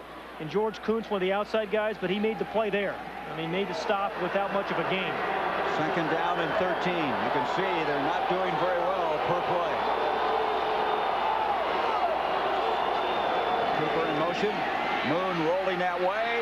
Being flushed out. He's going to take off to the 15 and tackle there. But there's a quarterback who knows his defense is playing well, Gary. He's not going to force the ball. He's not going to throw the ball into the coverage. And again, you have to know not how well your offense is playing, but how well your defense is playing. And you're going to see number 87 Cooper give Stussy some help on Sean Jones. I mean, you double team Jones, you got to pick your spots and double team Reggie White. Well, that should lead the tackles to make some plays. Third down and 7 after the scramble from the 15-yard line. And we're going to have a timeout called. Confusion by Green Bay. They had people running all over the place. So they'll have one timeout remaining with 3:35 left in this first half. George Kuntz, a guy who, again, was discovered in the World League. There's been several of these guys. We talked about Anthony Parker. This guy, after playing so well for the Ohio Glory, was contacted by 6 teams, but came to Green Bay, and he's one of the best free agent finds they've had in some time. Can you name 3 other players from the Ohio Glory? I can name the coach, Larry Little. Remember him? Yeah, Miami Dolphins fame. Dennis Thurman, who was an assistant coach who played for the Cowboys. But nice segue, though, Gary. I like that. You really are something. You're always out to get me, I can tell. Third down and 7 when we come back. To get back to what you said about Warren Moon, you know, he's played so long in the NFL, 10 years for the Oilers, 6 years to the Pro Bowl, 7 times into the playoffs. So he has big vision. He knows what's happening in this football game. Your point was well taken. Don't take any chances. Let your defense keep you there. You know, they're struggling a little bit tonight. But, you know, other than the Cowboys, nobody is really dominating in the NFC. This is a team that stays healthy, can play with just about anybody. On a 3rd and 7, Moon flushed out. Reggie White giving chase. He gets it up the field, incomplete. Boy, what a terrible feeling that must be to have number 92 coming after you. It's amazing what the body can do when a larger human body is chasing it. I mean, all of a sudden, he just kind of appears. I mean, they've had Chris hitting on him, and then he just blows right through Daphne, number 75. Now, Daphne, the guy he ran through, is 329 pounds. I mean, he still moves pretty well. And Reggie said, my weight is down. I'm down to 295. I feel a lot quicker, and he says, I'm playing quicker. And as an end result, Saxon will have to punt the football. The Vikings have only 50 yards in offense tonight. And in the first game, they were held to 174 in the loss. And there is a rolling fair catch by Brooks. There is a penalty flag, and here comes another one. 38-yard punt, 2 penalty flags.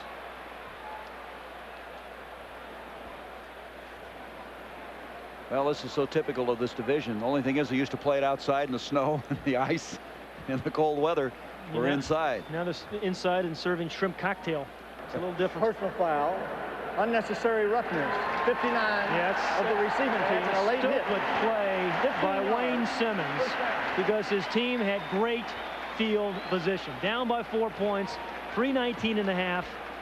That's just not a heads-up play. Well, he's trying to get back into the starting lineup, and that will not help. He's their first-round draft pick a year ago from Clemson. Coming up, the Fruit of the Loom halftime report. Again, Troy Aikman will be with Ernie Johnson. They'll have a conversation. Bob, Kevin, and LT will analyze this first half from the Metrodome. Well, the Packers go from being roughly 15 yards away from a field goal attempt. Now they got a heck of a long way to go. They really have not mustered much. It's been all defense in this first half, led by that guy, Reggie White. Well, Denny Green has lost only one divisional game here in the Metrodome, and that's when we were here last year, losing to the Detroit Lions. He was real happy to see you again, Gary. He was really pleased, right? From the 31.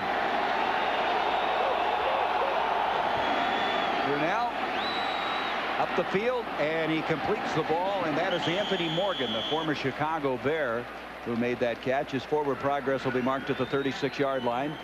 Boy, Gary, you know, as you watch the Packers, you have to think they missed Jackie Harris, the tight end. Yep. He's now in Tampa Bay. Went there under free agency. A guy that, a tight end who was unique in that he could get deep down the middle. And boy, does that make it easier for your outside guys when you have a tight end that can get down deep. Yep. Mike Holmgren said we've changed what we wanted to do with the absence of Harris, who's now playing for Tampa Bay. Brunell's 3 of 7 for 20 yards, 2nd and 4.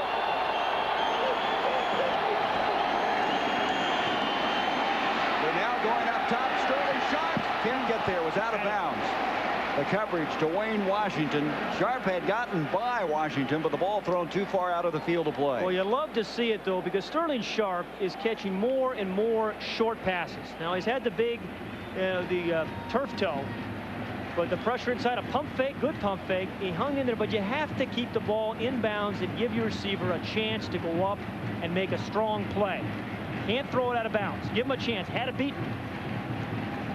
But boy, you'd like to see him throwing deep to Sharp. He doesn't do that much anymore. Sterling's frustrated because of that, too. He wants to get deep.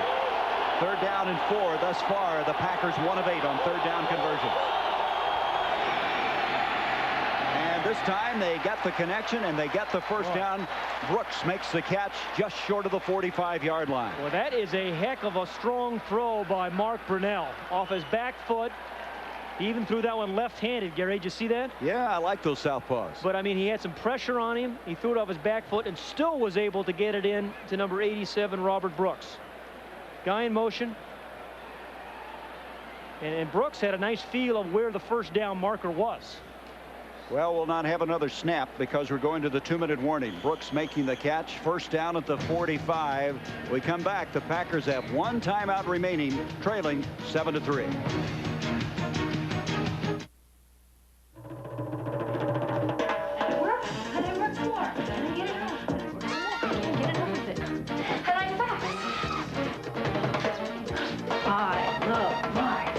Sometimes the best way to change your life is to change your clothes.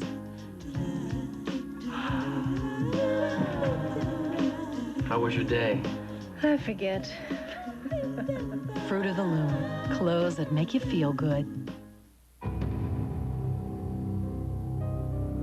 For over 90 years, we've built a reputation for truck strength. Now we're adding a new dimension of even greater comfort. With a luxury of leather and a refined new interior, surrounded by all the strength you'd expect from GMC trucks, which may be the greatest comfort of all. At Jiffy Lube, we understand that some people like to change their own oil. They want to save money. But when you think about the time it takes to buy new oil, get out the tools, do the work, properly dispose of the old oil, and clean up, well, just think about it. And then think about going to Jiffy Lube for your next oil change.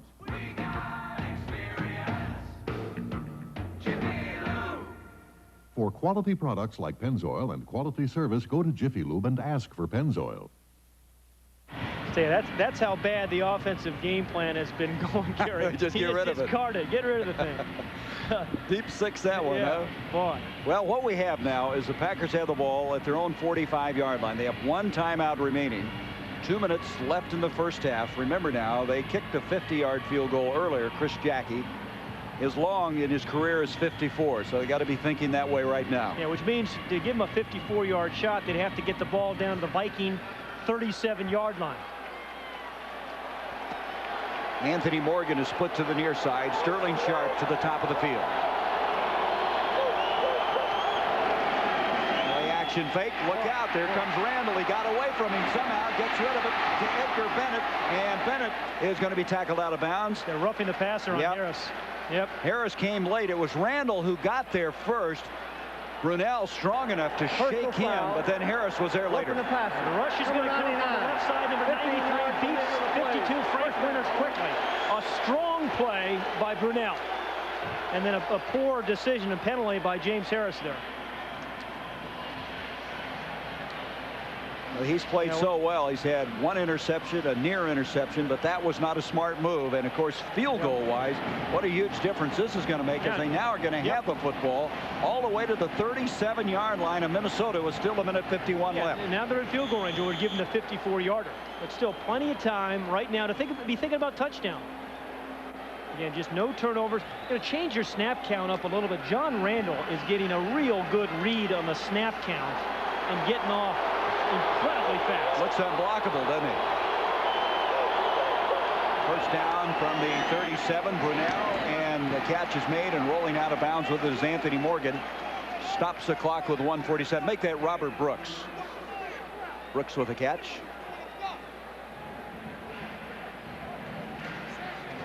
Looks like the Fonz, doesn't it?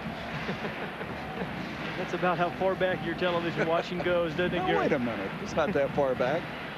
Look at this. Look at these gadgets they have. Used to be the punters would always come over. And you know, if I had invented that holder, I wouldn't have to work up here with you. I would be retired. I'd be independently wealthy now. Many of us would be very thankful. From the 33 now, 2nd down and 6. Cobb to the 30, 1st down, 25 to the 22. Well, now they got something going. Yeah, it's 2 good runs by Reggie Cobb, Gary. I mean, he is running with some power, and he's running with some purpose. 11-yard gain that time by Cobb. They're going without a huddle. 1:27. Remember, the Packers, 1 timeout remaining.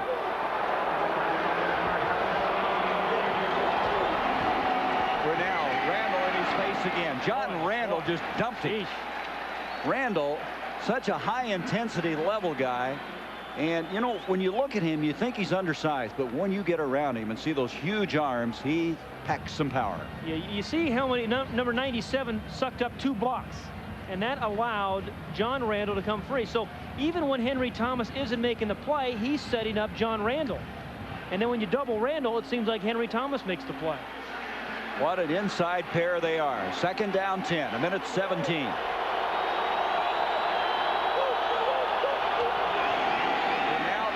Cobb inside the 20, able to get close to the 17-yard line. It'll still be around 4, maybe 5 yards short of the 1st down as we approach a minute to go in the 1st half. Yeah, and if you're Mark Brunel, you at this point you can even afford to take the sack there. You don't want to, but what you can't do is throw the ball to the Vikings. Yep.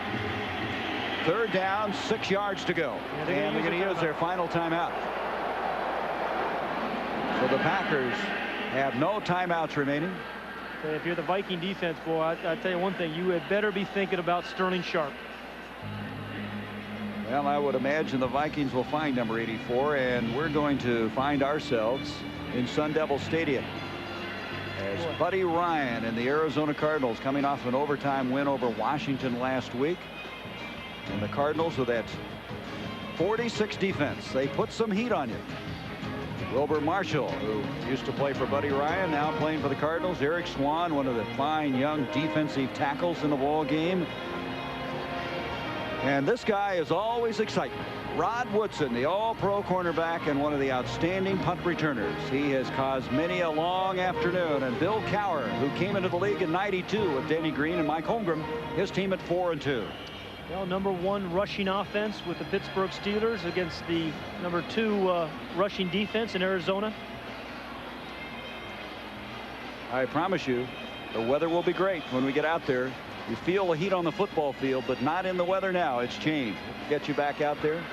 Leaves all, the cactus all turned this week. 3rd down now, 6 yards to go.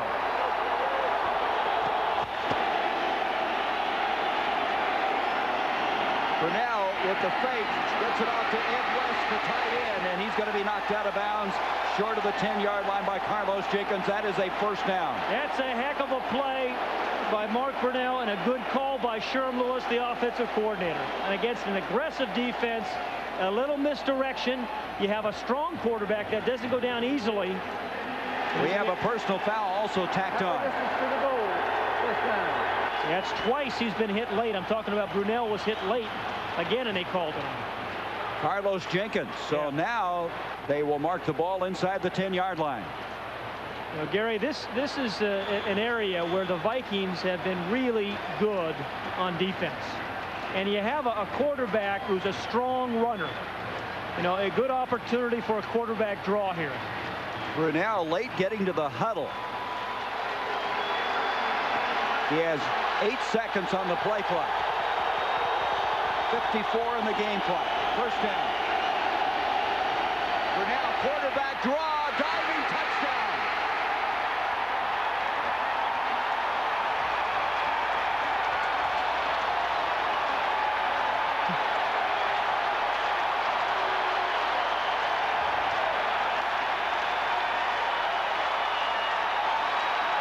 The Packers with the lead for the first time.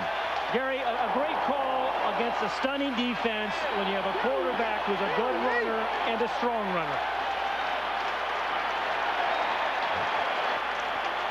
Brunell, the quarterback draw, 5 yards, 9-7 now. Green Bay, that was a 69-yard drive in 10 plays. Jackie, the point after. And the Packers, after trailing early 7-0, now lead it 10-7. Okay, when you have a defense that gets upfield like the Vikings do, you're going to watch these guys go upfield. If you just get a little kick-out block, you create a big hole right down here and an easy quarterback draw by Mark Brunell. Good call by Sherm Lewis. And he is a strong runner, and he's got these guys right back in position. What's interesting about this, Pat, is that they had that same play run against him in the last game. Remember, Dave Brown of the New York Giants ran a quarterback draw and ran it just about the same distance and with the same result. Sherman Lewis has got to be smiling. He's found a quarterback right now that is making some good decisions and running with the ball very effectively. Again, if you don't turn the ball over, your defense is good enough to keep you in any football game. I mean, with both these teams, Gary. So a quarterback right now in this game is more of a role player, not the predominant player that he ordinarily is on an NFL game. What is that? Don't screw it up. Just keep doing it right, huh? Be conservative, play within yourself. Now you wonder if we're going to see another squib kick here too, Gary. Last time it worked for the Packers.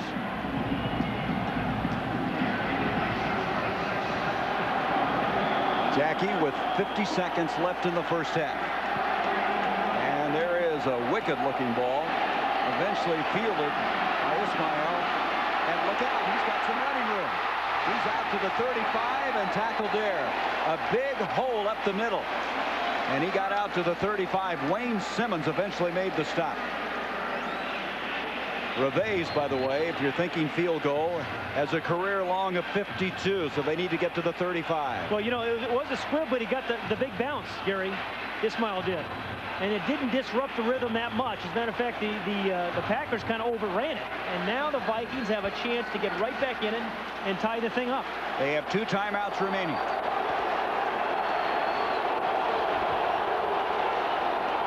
Robert Smith in the backfield.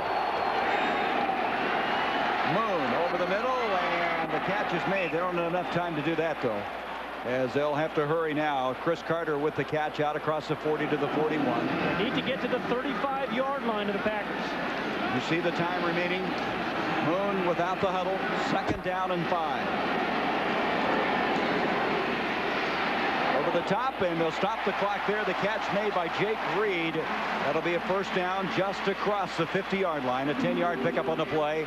Stops the clock with 19 seconds left. You know, if these guys, the Vikings, are going to go somewhere in the playoffs, I think Jake Reed is going to have to really come on. He has this year so far, but think about Dallas. When Dallas really got it going is when they developed that other wide receiver, Alvin Harper, when he really came on. And the Vikings, like the Packers, are looking for that second big receiver, and Jake Reed's got to be that guy for these Vikes. Only the 3rd first down for the Vikings in this first half. Moon to Carter. Carter makes the catch.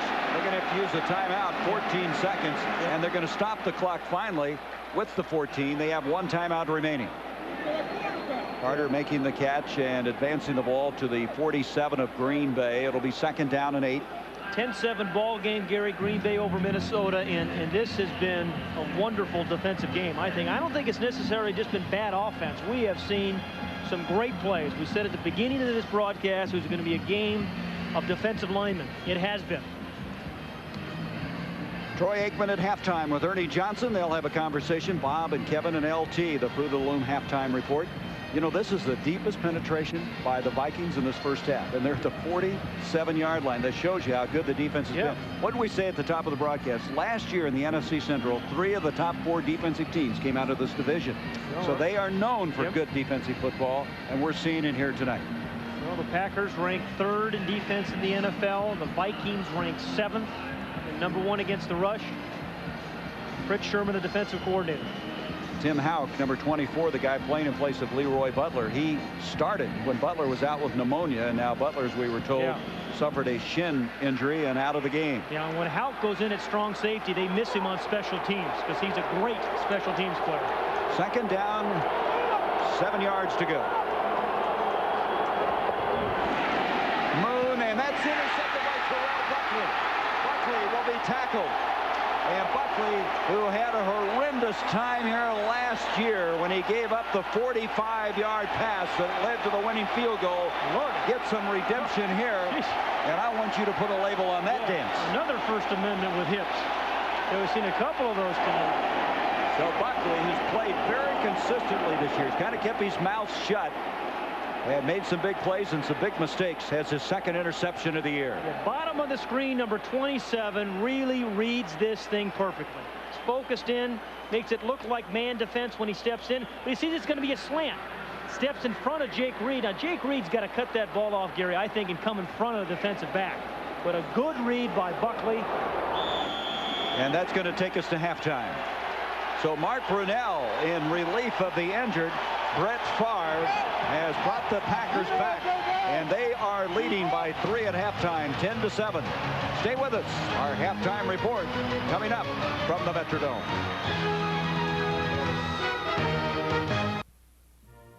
Antwerp, Belgium, the diamond capital of the world. As a member of IJO, Angelo Bro from Family Jewelers has a rare opportunity to buy directly from the diamond cutter. Belgians have cut diamonds for centuries. That's why the finest diamonds have always come from Antwerp. Angelo is leaving for Antwerp shortly to hand-pick diamonds at substantial savings. So stop in now to have Family Jewelers choose the perfect diamond for you, directly from Antwerp, Belgium, only at Family Jewelers in Marlton. Natural gas makes a home more comfortable. Ask Kevin Scarborough, who made more than 200 home buyers happy with natural gas heat in English Creek, Egg Harbor Township. Or ask Kevin Roush. I recommend natural gas heat to my clients for its cleanliness and dependability. It's economical and it's efficient. But most of all, it's environmentally safe. Remember, now's the time to think natural gas heat. For more information, call South Jersey Gas Company. We're here for you naturally. Remember, natural gas is best. Buick, Jaguar, Saab. 3 names known for superior craftsmanship. Cherry Hill Classic Cars. 1 name known for superior professionalism. You'll see it in our showroom and in our service.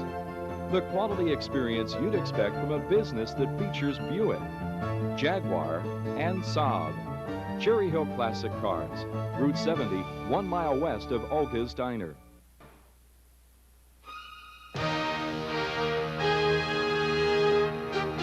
The Fruit of the Loom halftime report is brought to you by Fruit of the Loom, clothes that make you feel good. All right, for those of you who may have been watching Seinfeld, welcome to the NFL on TNT, a Central Division rivalry in the NFC. The Packers leading the Vikings 10-7. Ernie Johnson in Atlanta with the Fruit of the Loom halftime report. Let's spend a little time in the NFC East. A year ago, the Dallas Cowboys didn't have sole possession of the division lead until Week 10. This year, they grabbed the lead outright in Week 7, winning a showdown with the Eagles, and only a Monday night loss to the Lions has kept them from a perfect start. This week, the boys travel to Arizona. It was just 2 weeks ago that Troy Aikman and company thrashed the Cardinals 38-3, and Troy told me earlier this evening that it's never too tough getting up for a meeting with Buddy Ryan. Well, I think it's kind of a fun little rivalry. It was nice rivalry that we had when he was at Philadelphia and we used to play each other. We were not a very good football team at that time. you know, personally, I like Buddy, and I think I have found, you know, the comments and everything that's taken place to be somewhat humorous and comical, but I think we as players don't pay a whole lot of attention to it, and we know that we've got to go out and perform on Sunday. I think in years past, you've played half your games of the schedule against teams within your division, really gotten you battle ready when playoff time comes around. Do you think you will be as battle ready when the rest of the division is kind of leveled off this time? Well, I think that we will be. I think if you look at the league in general, I don't know that there is really a dominant football team right now. I don't think that we're as good a football team as what we've been in past years, but I think comparatively speaking, I think that we're as good. And I say that meaning that I don't know that any team is really any better off right now than where they were, because I don't think any team has the depth that they've had in years past. So I feel that if we're able to compete in the NFC East, and that's the way we've always felt, that if we can do that, then we can go on and compete against any other team. I know you've been asked time and time again about the difference between Barry Switzer and Jimmy Johnson. 7 weeks in, what is your take on that, from, you know, pre-game preparation during the week to how they handle themselves on game day? How do they compare?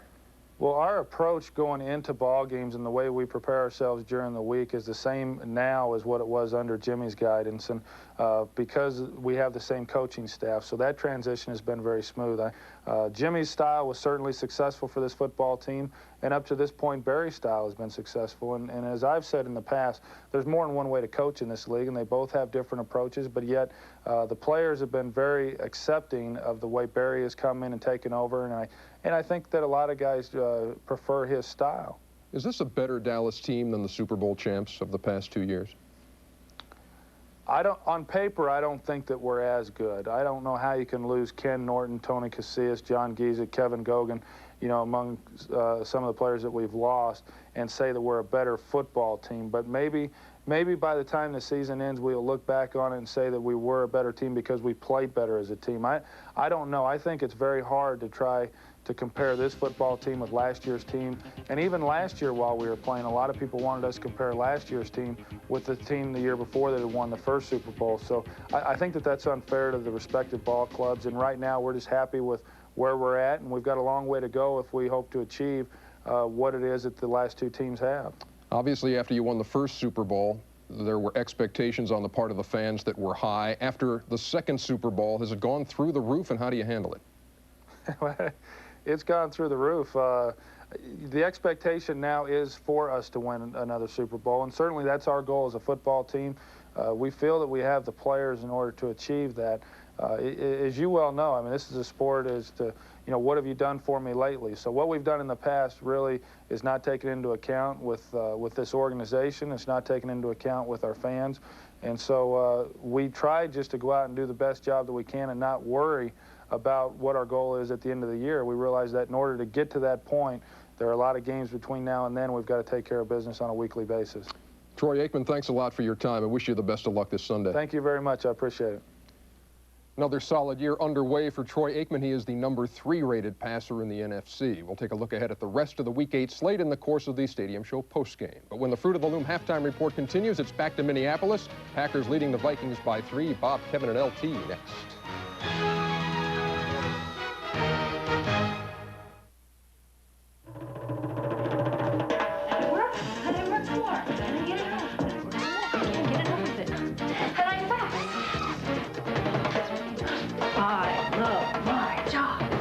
The best way to change your life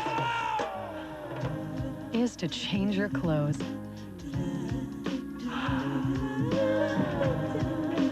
How was your day? I forget. Fruit of the Loom. Clothes that make you feel good. What you see here is a busy business traveler paying his phone bill. That's because he's staying at Courtyard by Marriott, where, when you apply for a new AT&T corporate calling card, you'll be sent a certificate worth $10 of AT&T long-distance calls. So when you stay at Courtyard, you'll not only leave refreshed for the next business day, you'll feel pretty good at the end of the month, too. For details or reservations, call Courtyard at 800-321-2211. Time now for the latest Eagle News, sponsored by CT's Video and Appliance.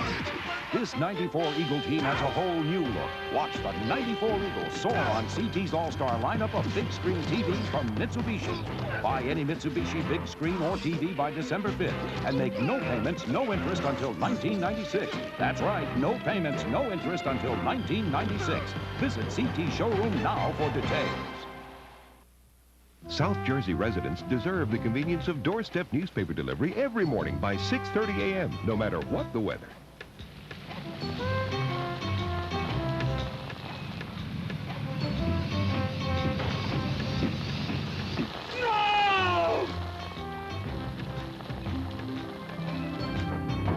You can get that convenience with the Courier Post, South Jersey's newspaper, on your doorstep every morning by 6:30 a.m., guaranteed. Good people with bad credit or no credit, stop worrying. If you're tired of getting the runaround from other car dealers, Miller Ford Subaru Oldsmobile can help. After my divorce, my credit was ruined. I needed a good used car, and the last thing I wanted was to be hassled by a car dealer. Miller Ford got me the car I wanted with no credit hassle. These guys are great. If you're looking for a car or truck but lack the credit to buy one, Miller Ford Subaru Oldsmobile will help. We've been satisfying customers every day since 1912. Miller in Mount Holly, Route 38, just 10 minutes east of Route 295. Not surprising here at the Humphrey Dome that we have a low-scoring 10-7 defensive battle here in the NFC Central Division, the old black and blue division. First, a couple of injury updates. We're waiting for word on Brett Favre. Left hip injury. Don't know whether he'll be back or not. We may have word before the second half start. Leroy Butler has a shin injury. They're x-raying it right now at halftime. But in marks Brunell to back up Brett Favre, and in case you thought it might be unusual that he ran in for the touchdown for Green Bay at the end, in '91 when he was the Rose Bowl MVP, Brunell had 9 consecutive games that he rushed for a touchdown. This is a good, fast, athletic quarterback. And LT, we were talking on the pregame show about the Packers in the red zone. I thought at first they weren't going to have a red zone. They only got down there once, but thanks to athleticism from Brunell, they got a touchdown out of it. Well, it said they wanted to create more scoring opportunities, and despite having the ball average on the 38-yard line starting, they haven't reached the red zone but one time. I think in order to do that, we'll have to mix in running pass a little bit more and stop throwing the little passes where the guy is stopped and you're throwing little passes and the receiver is stopped and either coming back with the ball, no positive yards. They got to throw the little small passes with the receiver going north and south. Yeah, good point. Well, LT brings up an excellent point, I think, about the short passing game. It's clear as you watch the first half that neither the Viking or the Packer offensive line can handle the defensive lines. And what's happened there is they've gone to the short pass. The Vikings have 81 yards passing with Moon, and a combination of quarterbacks for Green Bay just 74 yards passing. So that's a factor of the defensive line overwhelming the offense in the pass rush. The one thing that really strikes me about this first half, and I think that'll come to fruition in the second half, is that Reggie White, the defensive end for the Green Bay Packers, is worth every single nickel of the $17 million that they paid for him. This is a fella that kept the Green Bay Packers in the game until their offense could catch up, and the game sets up at 10-7, Bob, as a game that Reggie White could do something very big in the fourth quarter. Reminds me, with his athleticism, as a fella on your left over there, certainly giving Warren Moon his problem. And just now, I think you'll see walking right behind me momentarily, number 4, Brett Favre, is entering the field.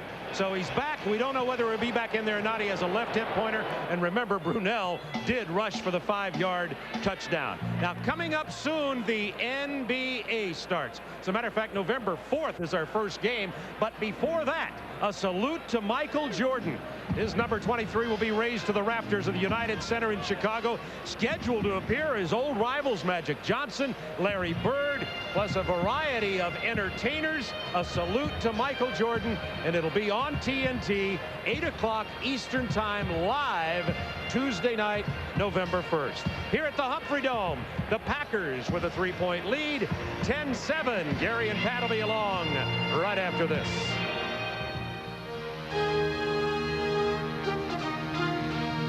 The Fruit of the Loom halftime report has been brought to you by Fruit of the Loom.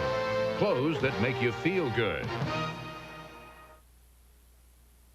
If you look at this play, what we're trying to get is a seal here and a seal here, and try to run this play in the alley.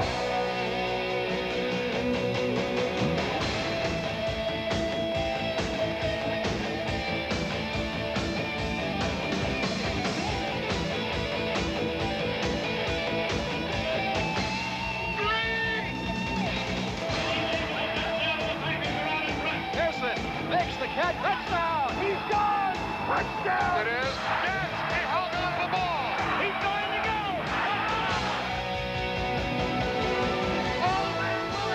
He's going over. Pass caught by Clark. Not a touchdown. The greatest season in NFL history. In their 75th anniversary season, NFL owners and players have a message for all football fans.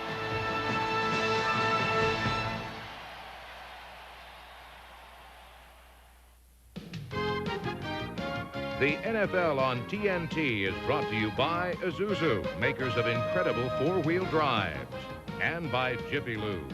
If it doesn't say Jiffy Lube, it isn't.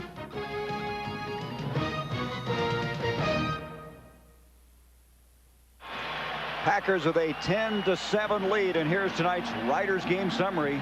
The Vikings have not scored a touchdown in 6 quarters this year against Green Bay. Yeah, 7 possessions, 6 punts, 1 interception, only 67 total yards for the Vikings. Jackie, who had a 50-yard field goal in the first half, starts the second half. Ismael will bring it out.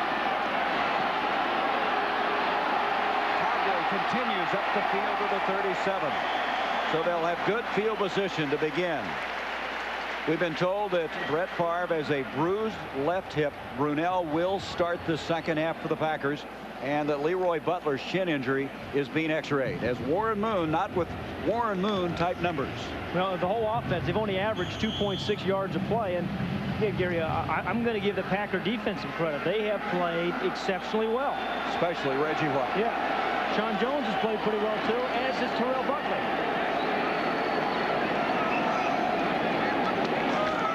Moon with the first pass of the second half complete. Jake Reed makes a nice move and picks up the first down. Yeah, Jake Reed makes a physical play there. Talking to Denny Green this week, he said, hey, he's a big receiver. He's 6'4", he's 217. He's at the top up there, number 86.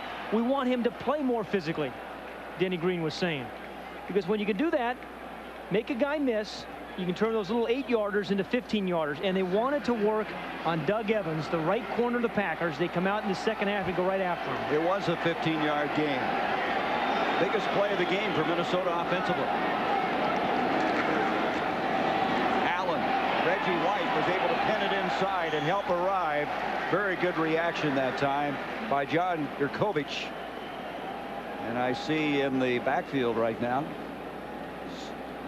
Scotty Graham seeing some action. He was a guy that just ate up this Green Bay team. Remember last year? Oh, yeah. 134 yards rushing.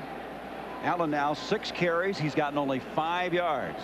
Yeah, well, you know, the Packers said, and Fritz Sherman, the defensive coordinator, said, we have respect for Warren Moon, but we want to shut down Terry Allen. Well, they've done that tonight. Second down and 11.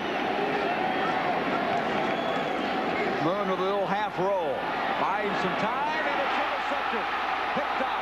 And the interception now being fumbled. The ball being fought for at the 40-yard line. Let's wait. I'll tell you, Warren Moon said we wanted to work on the linebackers of the Packers, but they have responded here tonight. I think it was Fred Strickland who made the interception. And then coming up was Bryce Pop. Yeah. Pop has the fumble recovery after he was stripped. And they're going to mark the ball at the 41. It's actually number 56, Willis, James Willis. I mean, he got his shoulders turned. He got squared up. He found the receiver behind him, Chris Carter, and then just got right in the throwing lane. A heck of an interception there by Willis. That's his second interception this year against Minnesota. He got one the first game with about 1:52 left in the game. 2 turnovers now. Sets the ball up at the 39. Chimura in motion. Hand off to Cobb, and Cobb gets a yard to the 41. That was Dwayne Washington on the stop. Well, Dwayne Washington, a rookie corner. I mean, you see his head in on the play, and as soon as he sees it's a run, he gets up there and helps out with the tackle. Actually makes the play. I mean, so we've seen him play back against a wide receiver. We've seen him make 3 or 4 very good tackles tonight. What was it, Vincent Glenn to us? Says, you listen to me, and I'll get you Rookie of the Year on it. He has an 81-yard interception for a touchdown. Second down and 9. Brunell off to Cobb. And Cobb is stuffed. He maybe got back to the line of scrimmage. Henry Thomas, the guy they call Hardware Hank. You know, he's like hair in the sink. He just kind of clogs things up there in the middle. There he is. Hardware Hank. And not Bill Holmes. He tears him down. Well, you know, the one thing is I just don't think he can really run wide on this Viking team. They're too quick. I mean, boy, I tell you, Carlos Jenkins got a piece of them too. But Henry Thomas, John Randall will chase you down from the backside, and then the linebackers will finish you off. 3rd down and 8.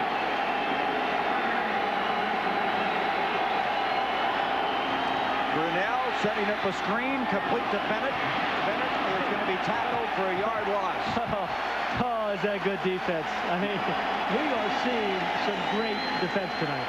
That was Jenkins and Del Rio. The thought coming into this game is the Vikings have speed comparable to what the Dallas Cowboys have on defense. Well, you know, the Packers are a good screen team. And, you know, it's a good call. You get the defensive linemen upfield, but when your linebackers like Del Rio are defeating blocks like that, both Del Rio and Carlos Jenkins defeated the blocks of offensive linemen and made the play. Hendrick now to punt the football. 11:41 left in the 3rd. 10-7 Green Bay. Palmer back deep for Minnesota. Big rush, and they hit the punter. There's no flag. Palmer at the 15-yard line. This guy is hard to tackle, and eventually wrapped up by Mike Pryor. Well, there was contact made, but there was no flag. Brent Novoselsky also there. Well, if he gets blocked into the punter, it's not the penalty.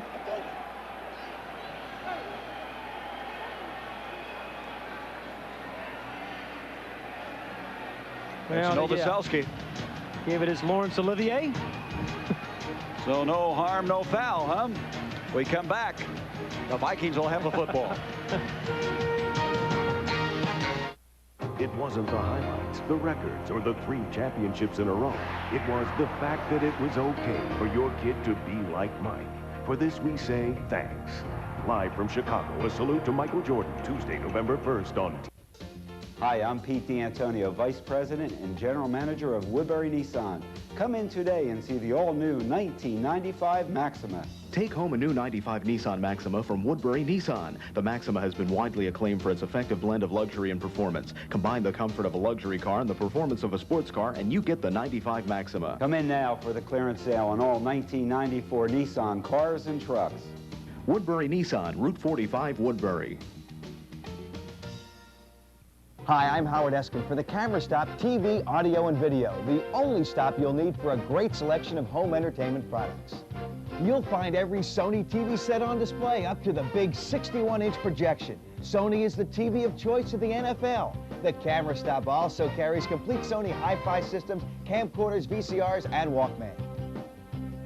Home entertainment rooms will help you feel the impact of the NFL. The Camera Stop TV, audio, and video in Medford and Pleasantville.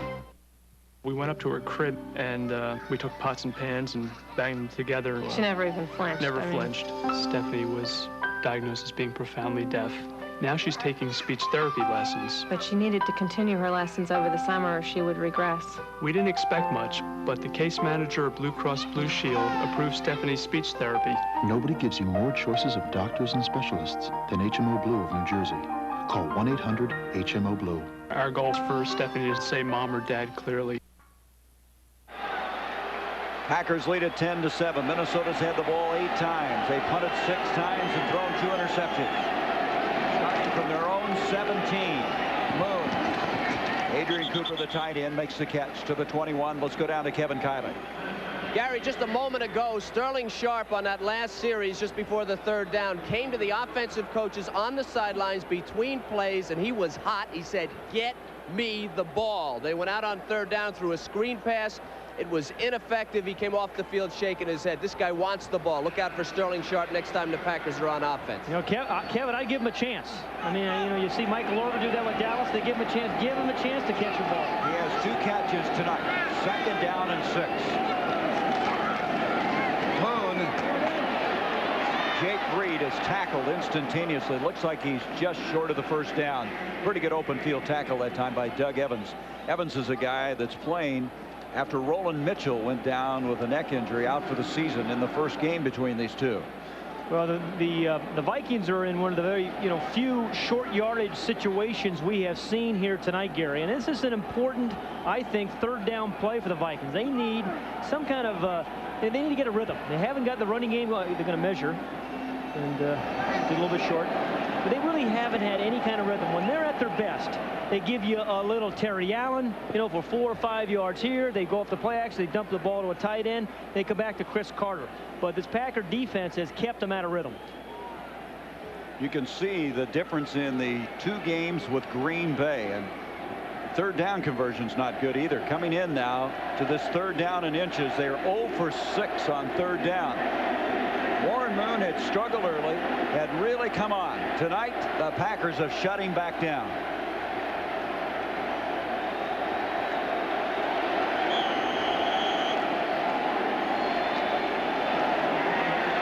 Moon 14 of 22, 105 yards, 2 interceptions. Randall McDaniels, the lead back now in the backfield ahead of Terry Allen, number 64. Here comes Allen. So the all-pro guard, now lead fullback, gets the 3rd and inches. I don't think anybody get in the way of it. Yeah, that's an important play, though, Gary. Just let me talk about it. This is a team that is struggling offensively. And if you watch that big old fullback, number 64, McDaniel, he'll take you to the ball. Good block by Chris Carter that time on Pryor. Kind of create a little crease there for Terry Allen. That's a big hole on a short yardage play. And their first successful third down conversion from the 29, first down.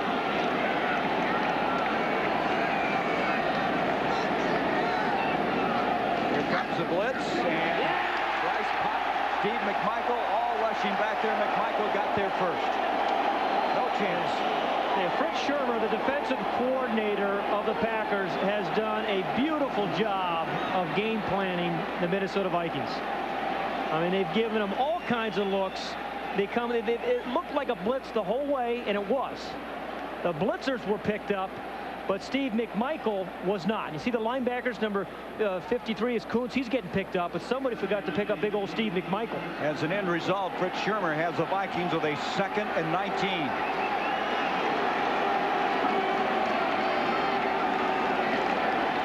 Moon with White coming after him. He gets rid of it. There's a flag. 2 of them thrown. The catch is made by Terry Allen. Reggie White was at the feet of Warren Moon, and we may have a hold because Chris Hinton was desperately trying to protect Warren Moon. So Reggie White has been blocked by Chris Hinton. He's been blocked by Bernard Daphne. He's tried to be blocked by Chris Carter, really with no significant success. That's that little rip move where he gets underneath the arms. Holding number 78 of the offense. That's a takedown. And I tell you, Chris Hinton is not chopped liver. He can play. You're right. And he has his hands full. Last week it was Jackie Slater. Remember the Rams, the last game, he was having a miserable time. Well, Chris Hinton was saying, I'm not going to talk to Reggie White much. I'm just going to say, my mother says you're really playing well, Reggie. 2nd down and 29. They're back at the 10. And Hinton was saying Reggie White has the ability to collapse the pocket by himself. Evans and Amp Lee now in the backfield. Moon setting up a screen over the middle, incomplete. Amp Lee, who's so good coming out of the backfield. In fact, that's probably what he does best. Could not hang on there. It's 3rd down. They had something set up there too, Gary. Okay, here's Reggie White coming from one side, his left side. He's just going to run right through guys. And then Sean Jones on the other side, all 6-7 of them. You talk about a 1-2 punch. Jones and White. That was John Garrick trying to get in the way of Reggie White that time. 3rd down and 29. Moon at the goal line. He's going to be tackled. The pressure coming again. Give the sack this time to Sean Jones, who had 13 a year ago, and that is his 2nd tonight, the 4th sack of the night for the Packers. And the Cheeseheads have something to be happy about. This has been really a beautiful defensive game. Here he is, number 96. You got a guy outside wide. You're worried about him. He comes right up inside. He's got real long arms, which give him, he's 6'7", got real long arms, which give him a lot of operating room. And he can see things, and he has power to throw people away and then make the sack. The original line of scrimmage is the 29. They're snapping this ball from the 3. Saxon gets this one very well. Robert Brooks waiting at the 45. Fumbled it. It's loose. The Packers still trying to recover it. It's still loose. They're battling at the 35, and Green Bay has recovered. A couple guys had a shot at it. Wow. That was a good reaction by Mark Williams, a rookie free agent out of Ohio State who saved him there. I tell you, again, defenses are playing awfully well. Turnovers, a missed mistake or a fumble will still decide the outcome of this game.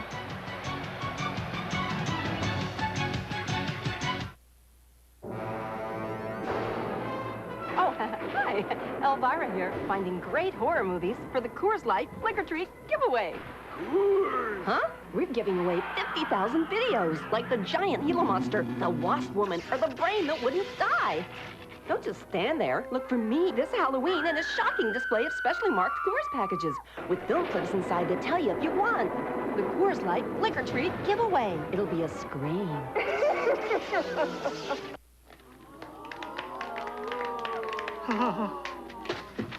It's been our observation that people don't necessarily like the idea of getting older. It's a gut be gone. Roy just loves his. In which case, we have a suggestion. Ta-da! Now make a wish, A 175 horsepower fountain of youth. The 94 Isuzu Rodeo. Practically amazing. How to recognize a Jiffy Lube.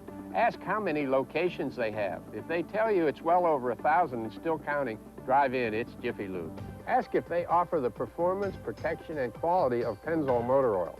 Ask how they got their experience. If it comes from servicing 45,000 cars a day, drive in, it's Jiffy Lube. And then look for me. That way, you'll know it's Jiffy Lube. Drive in every 3,000 miles.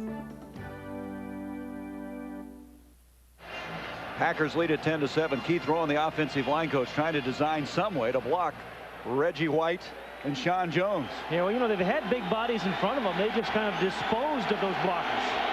Brunell continues the quarterback. We've been told that Favre has been cleared to play, but it's a coach's decision. Brunell back, rolling near side, and overthrows Anthony Morgan. So Favre could continue. He went out, as you might recall, early in this game with a hip injury, and Brunell has continued since. Brunell now 8 of 15 for 41 yards. Sterling Sharp is not particularly happy. He thought he was held on this play, and indeed he was, by Malik Boyd, number 36. Sterling Sharp wasn't happy yesterday, Pat. No. We were talking to him. He doesn't like the play calling. He doesn't think, one, they're getting the ball to him enough or deep enough. Yeah, or downfield. 2nd and 10. Cobb bounces off of the purple gang, and they stay with him. I don't see a flag go. Well, it looks like he got a face mask on him. 8th week of the NFL season, so let's take a look at the schedule coming up, brought to you by Silver Bullet. So it's going to bring up now virtually 10 yards to go on a 3rd down. Reggie Cobb had a mean face mask put on. They didn't get it, did they? No, they sure didn't, but he was. And the crowd saw it here on the replay. There's a lot of Packer fans here. Somebody's telling me there's about 20,000 of them here. All of them wearing those funny things on their head. The cheeseheads. 3rd down and 10. Here comes a blitz. They pick it up. Brunell steps up. And the catch is made by Morgan. Nice concentration. Did he get enough for the 1st down? Let's see where they mark it. This is a big mark here. It would be a 4th down or the 1st down by a matter of inches.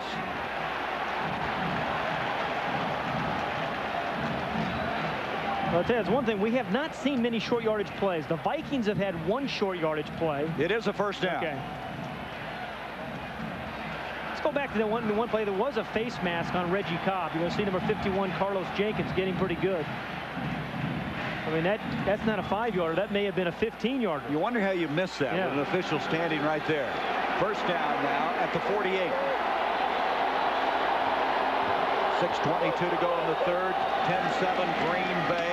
Bennett hit Todd Scott, who will come up as the 8th man up front defensively. The strong safety made a fine tackle, and they pick up nothing on that play. Yeah, Todd Scott is a guy that played real well in the Monday night game over the Giants. You know, here's a guy who can play up close to the line of scrimmage as he did there. He did it against Rodney Hampton against the Giants, but he's got the kind of ability, though, where they'll actually have him play some man-for-man coverage, too. Yeah, and he was a Pro Bowler in '92. Didn't make those spectacular plays a year ago. He wants to get back to that level.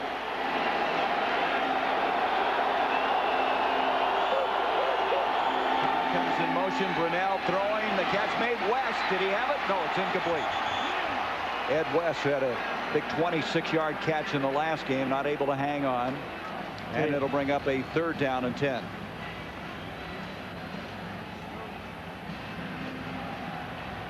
They have Sterling Sharp's body language. He's the man right there in the slot, number 84. He's telling you a lot about his frustration right now. Now, between him and Edgar Bennett, they had 5 catches on the night. They came in both with 39 catches. That's right.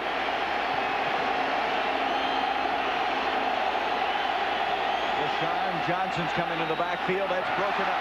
That's Malik Boyd, the rookie out of Southern, who's been the biggest surprise in camp.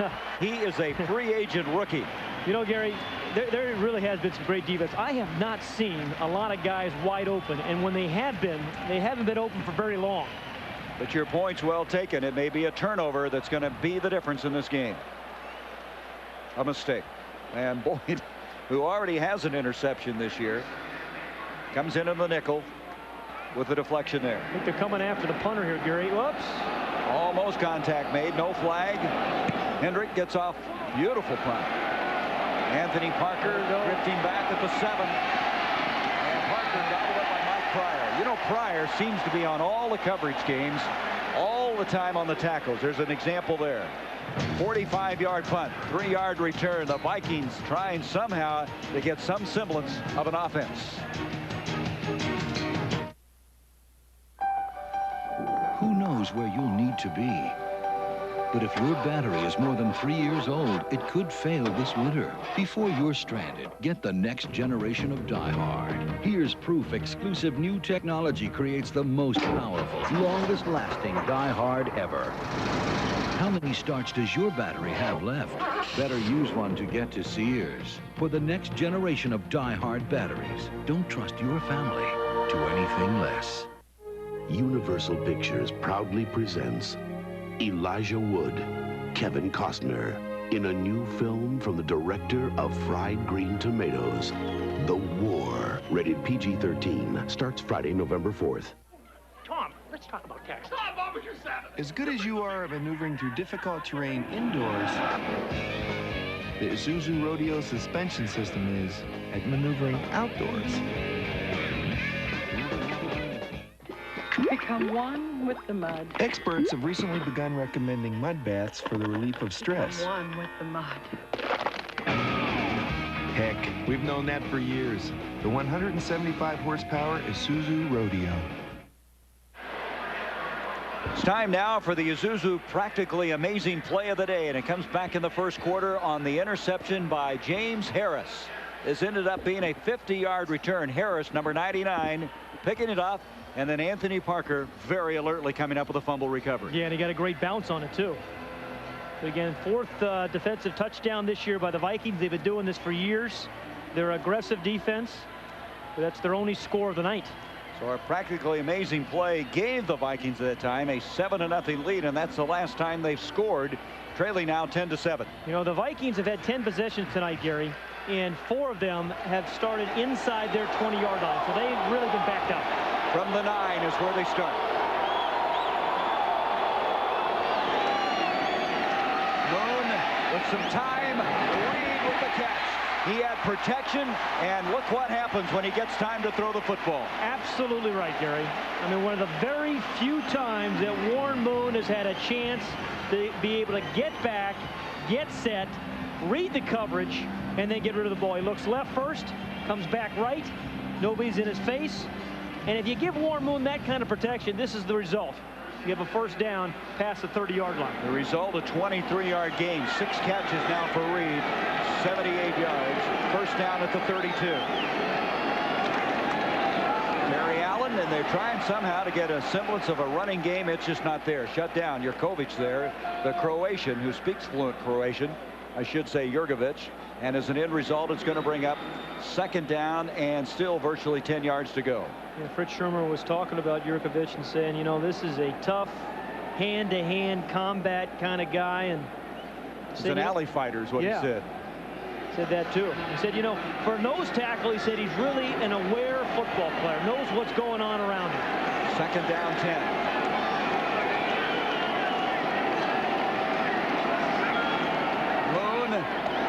Complete to Chris Carter. He's knocked out of bounds. Tim Houck playing in place of the injured Leroy Butler over to make the stop. Gary, the other thing I've noticed tonight is there have not been a lot of yards after the catch. You know, both these teams have big receivers that feature runs after the catch, but good tackling tonight. Good fundamental defense by both teams. Chris Walsh is going to come into the ball game. First time he's been up as far as the snap from the line of scrimmage. He plays usually on the special teams. He's number 81. He played for Dennis Green a couple of years at Stanford. 3rd down, 9 yards to go.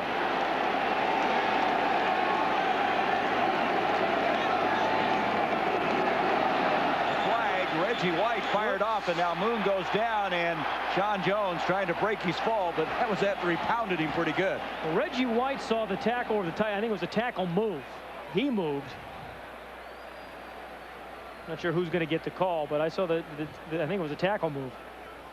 For the snap, ball start. Number 78. 5 yards. It's still 3rd down. You know, if you were a betting man, you would have bet that Reggie White was right. You know, when you're playing again, he makes offensive tackles nervous. Reggie White does. He's. Well, I didn't see a lot of movement, did you? Yeah. You know, the twitch of the knee, but he is to offensive tackles what Ricky Henderson is to pitchers. You know, you always get that nervous twitch going. You're worried about you overthrow the bag, right? Worried about that guy stealing. 3rd down now. 14 yards to go. Moon double pumping. He doesn't have time, does he? Gets rid of it. He had White in his face after he pulled it down, and Jake Reed was the intended receiver. And I think Warren Moon is getting awfully tired of Reggie White. Yeah, he had a big dose of Reggie White and Bryce Pop that time. Again, this has been a battle. It's Pop, number 95, for the outside. They meet there and they say, make a wish when they get to the quarterback. The old sandwich. This is the 8th punt now for Mike Saxton.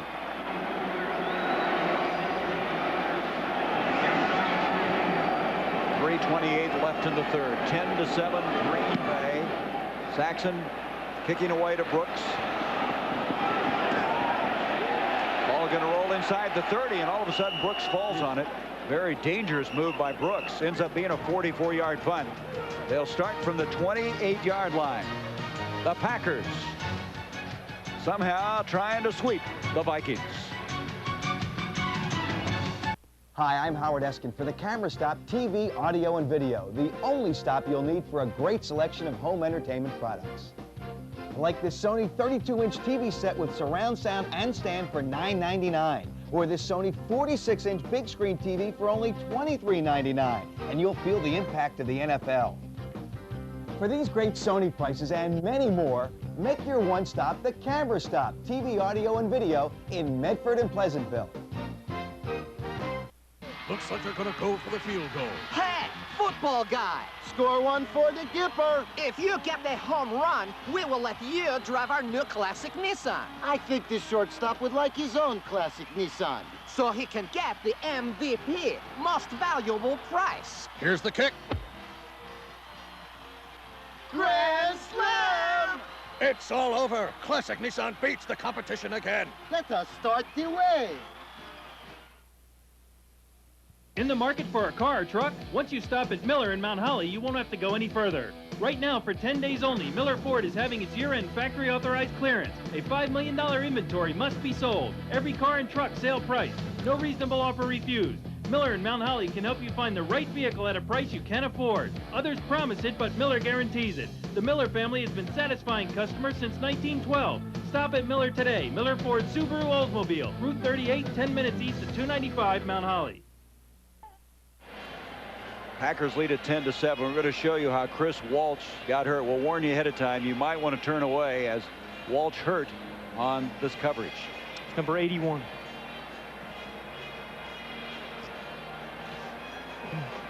Yeah, right away, I mean, you know something's serious when he had a couple of his teammates jump up immediately and start signaling to the Viking bench. And they take him into the locker room, so Walsh will leave.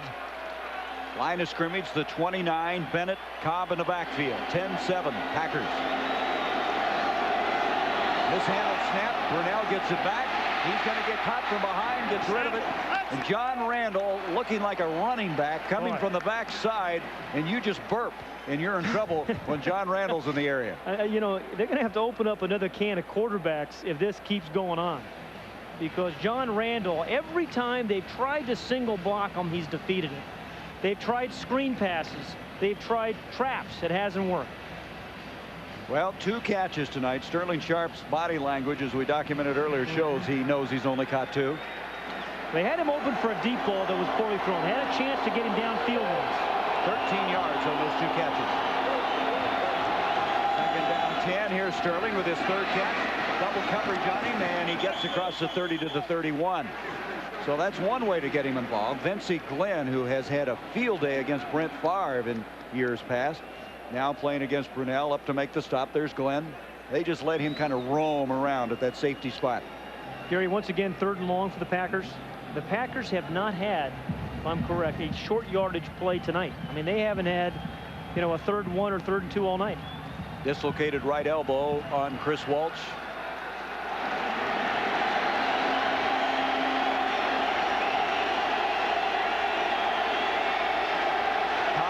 On the 3rd down and 7. Brunell buying time, and down he goes at the 25, the 2nd sack of the night for the Vikings. John Randall's there again, and again there's times that it looks like he just cannot be blocked. 4th down. Well, they really have tried everything on John Randall. Screens, traps. Number 93 will come from the left.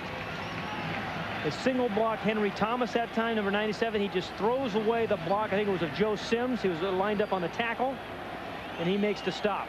Randall now with 8.5 sacks. He's leading all defensive tackles in that category coming in. 2 tonight. Hendrick with yet another punt. We have a penalty flag. Catch is made by Anthony Parker. Parker to the 40 and tackle to the 38. Parker returning the punt because David Palmer is out with a sprained ankle. He hurt it in the last punt return, and Parker taking his place returned that one 25 yards. 82 of the kicking team. They'll refuse that one. 1st down, Minnesota. That's Reggie Johnson, a former Denver Bronco. So Anthony Parker returned a fumble for a touchdown, and now he sets up his offense maybe to tie this ball game.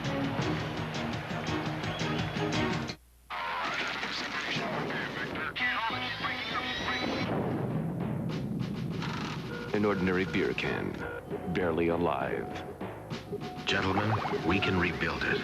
We have the technology. We have the capability to make the world's first bionic can. Coors Light will be that can. Better than it was before. Taller, thinner, silver. Next on the Coors Light channel.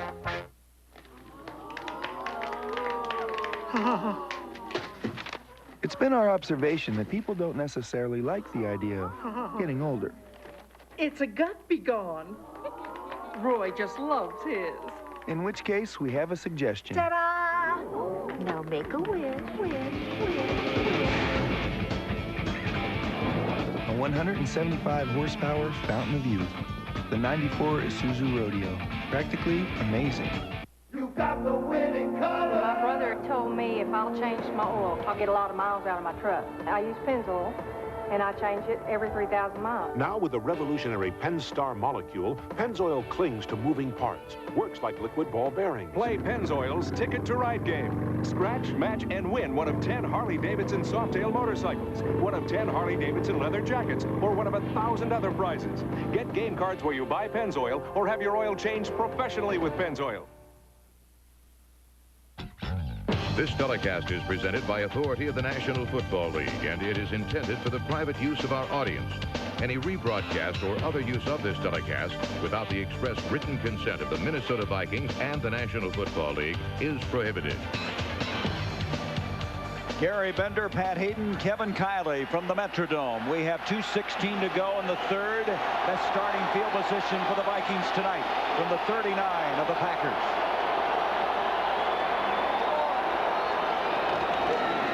Moon to Allen. Allen, who's been shut down, gets some yardage there inside the 35. A gain of 5 yards. The Packers with the lead, trying to sweep the Vikings for the first time since 1988. A huge game here in the NFC Central. Tonight the numbers are down, and again, as Pat has alluded time and time again, it's been some good defensive play. They set it up as a night of great defensive linemen, and it's been that one. 2nd and 5.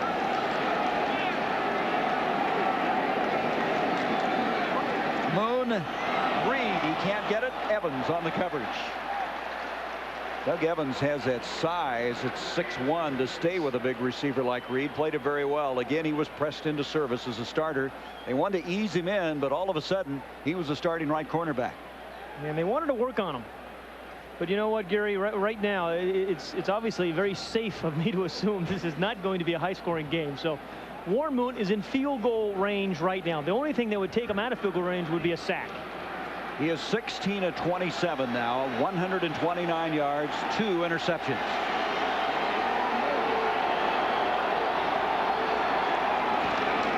On a 3rd and 5, pressure coming. He gets rid of it. And almost coming up with a catch was Chris Carter. Tell you what, Doug Evans defending on the play. Carter, who's got that basketball background, is a leaper, but he just couldn't get high enough. Yeah, you know, he and Fred Barnett and guys like that, Jerry Rice, when the ball's in the air, they get awfully competitive. I'm talking about Chris Carter. Andre Rice, another one of those guys. He's in the slot, number 80. The other thing about Chris Carter, Gary, if he can't get it, he makes sure the defensive back doesn't pick it off. I mean, he is a quarterback's best friend. Well, his brother Butch played in the NBA for 6 years, but Chris was a good basketball player himself. Teague was back there. And here's a flag before the snap of the ball. All kinds of movement. It goes from a 51-yard, what would have been a 51 field goal attempt. Now they're in field goal range for Fuad Revez. Yep. Yeah, I think it was Yurkovich that moved. They had a 4th and 5. And would that give them the first down? Well, it certainly puts them in field goal range. We have a neutral zone infraction on the defense. Moved into the neutral zone. The offense moved. Therefore, it's on the defense. 5 yards. It'll still be 4th down. Still 4th down, so it did not give them first down by penalty.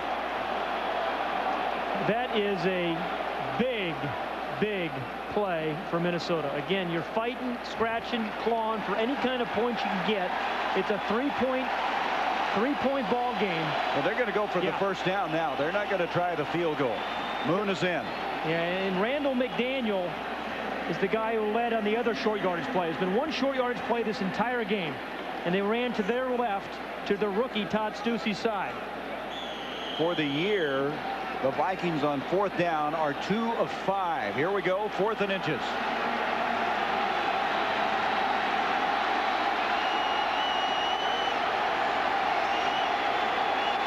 Randall McDaniel, the lead back.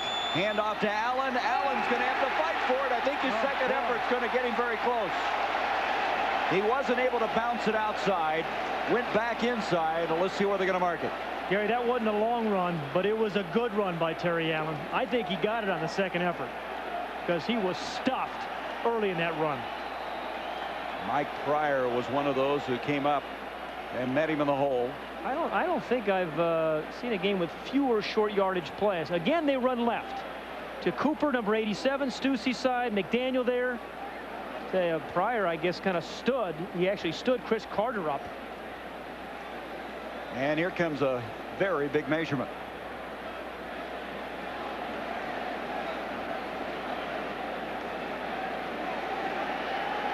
He did not get it.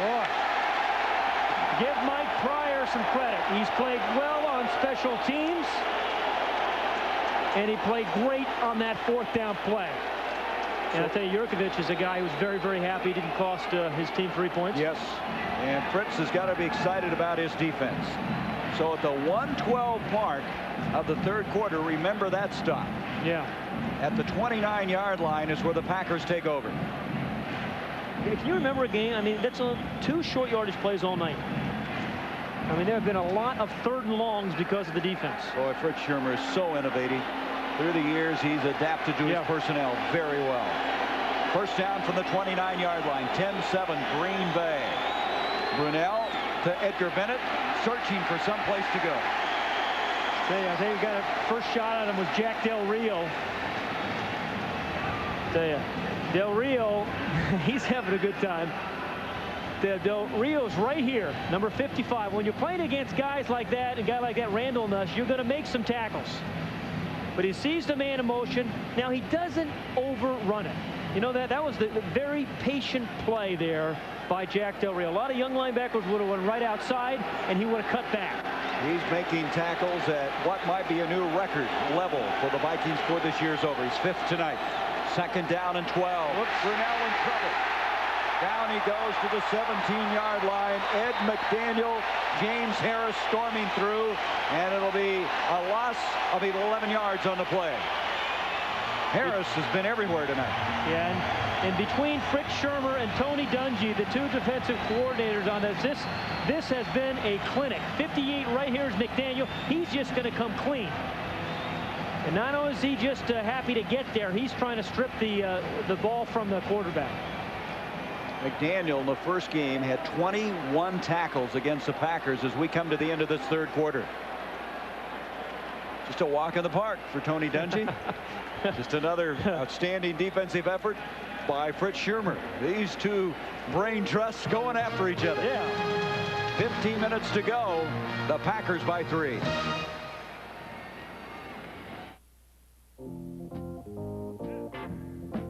At Riders Jeans and Casual Wear, we studied hundreds, thousands of regular folks to learn their shapes and sizes. And then designed jeans that fit them very comfortably. Try on a pair. You'll find it's like we knew your size exactly, somehow. Riders Jeans and Casual Wear, cut to make real people look real good. Your first big snow, Joey. Here he comes. Joey doesn't care that inside is the world's most energy-efficient furnace. Here he comes. Here he comes. Or that Carrier can save up to 40% annually on heating. Look at him. He loves it. All he cares about is how warm and comfy Carrier keeps it inside. Joe? If you care about energy efficiency and saving money, call your Carrier dealer. Turn the knob, Joey. Carrier, we're the inside guys.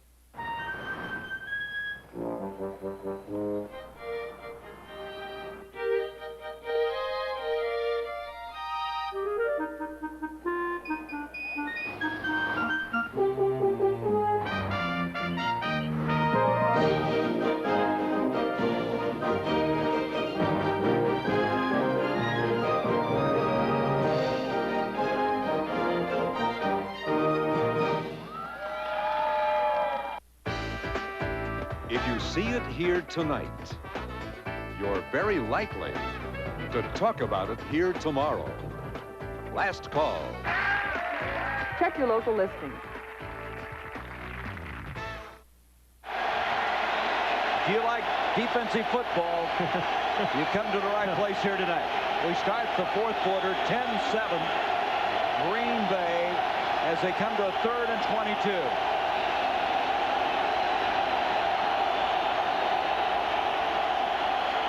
The middle, LaShawn Johnson, a guy who they think eventually is going to impact this football team. That was Roy Barker on the stop. 4th down coming up. The Packers tonight have been 3rd and long all night long. They have averaged, 9.8 yards to go on 3rd down. Looked like it was going to be whole for a moment, but when you have speed on defense, and believe me, the Vikings do, those holes close very quickly. 4th down, 17. Hendrick with yet another punt inside the 10-yard line. Parker back, replacing the injured David Palmer.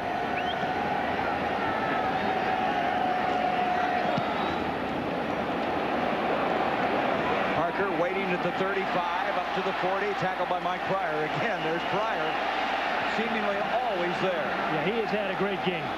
Number 39, we have Mike Pryor as a special teamser. We have a penalty flag, and it's going to be holding against Minnesota. Yeah, and an injury. And we have Lenny McGill, a rookie out of Arizona State, down. That's a guy, Lenny McGill, who's played pretty well for the Packers. 2 interceptions, both of them come inside the 20-yard line for the Pack. And with 47 seconds in the last game, sealing the victory. We're going to go away with 14-14 left in this game.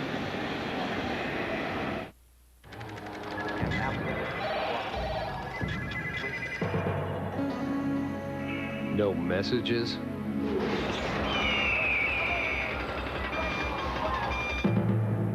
No faxes.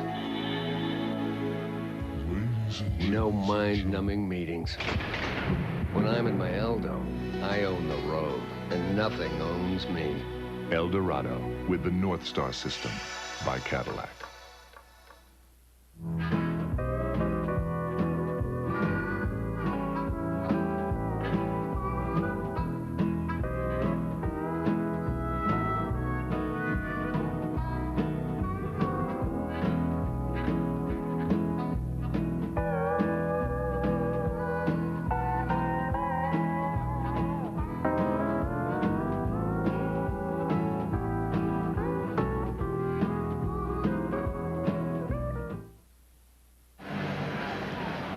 Huge game in the Central Division. The Packers leading at 10-7. Warren Moon now has a football. If you're Warren Moon, what are you thinking right now with 14-14 left? Well, first of all, you get Reggie White blocked, not by Chris Carter either. And I think what they have to do is get Terry Allen involved in this game. He's got 10 carries for only 13 yards. I think they need to get him somehow out in the open field, maybe a screen pass. A couple of years ago, before his knee injury, Gary, he was a great screen receiver. They haven't seen that tonight, but I'd give him a chance out in the open field. Well, Moon's got to figure that there's a lot of time left in this defensive battle, as he has all 3 of his timeouts remaining. You see what Terry Allen has done, as we mentioned. When he goes over 100 yards, they are 6-0. He had a high this year of 159 yards. Remember, coming into the game, too, Gary, he was averaging 4.7 yards a carry. Let's go down to the sideline. Here's Kevin Kiley. You guys will talk a little bit about Terry Allen. I talked to Bob Sede, who coached linebackers for the Green Bay Packers game, and he was telling me to play defense behind the 2 great defensive ends in the defensive line of Green Bay, and how well his linebackers have played in covering up for them. When you have that front line, Pat, I know you know, that gets the pressure, you can cover those screen passes, you can keep that running back out of the game. Back to you. Well, you know, Kevin, they have done a terrific job of controlling Terry Allen. You know, and Fritz Shermer said that's what they wanted. They came into the game saying we respect Warren Moon, but we want to shut down Terry Allen, and they have done a great job of that. Minnesota's averaged 2.5 yards per play tonight. Shows you how difficult it's been. 18 yards rushing. First down from the 30. Well, they're going to keep trying to get number 21 open, and it's still not going to get there. That's a yard on the play, maybe 2. Fred Strickland making the stop. You know, the Vikings are a good trap team, but the Packer defense has taken the trap away. I mean, this defense, all of them, and we've talked about Reggie White and Sean Jones, but all of those defensive players have played a role tonight. McMichael, Jurkovich, Strickland, Kuntz, Pop, the linebackers, the defensive backs, and Vikings felt they could work on the linebackers, Gary, but they have responded tonight. 2nd down and 8.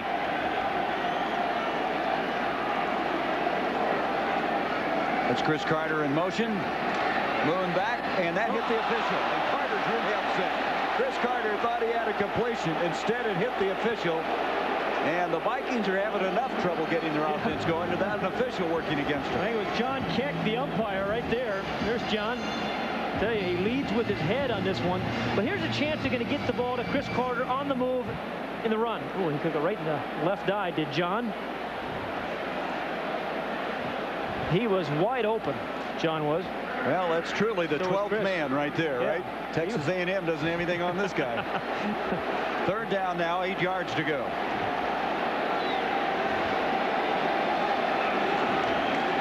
Moon, the slant, and it was deflected. Ismael, the intended receiver, didn't even get close. And so they're 3 and out in a very crucial part of this game. Yeah, I don't know if that was Sean Jones who tipped that ball, but, you know, at 6'7", these guys get their hands up Jones, Reggie White, and they tipped some balls. First game, 3 tip passes led to 3 interceptions. You know, Reggie will put the pressure on you. When he can't get there, he gets the paw up. I mean, he is playing a game tonight. He is relentless. 4th down and 8, 9th punt of the night for Saxon. Well, he's going to earn his letter. Not extremely well hit. Mike Pryor will have it. Pryor trying to get wide in pretty good coverage. Poor punt, but good coverage. Scotty Graham down to make the stop.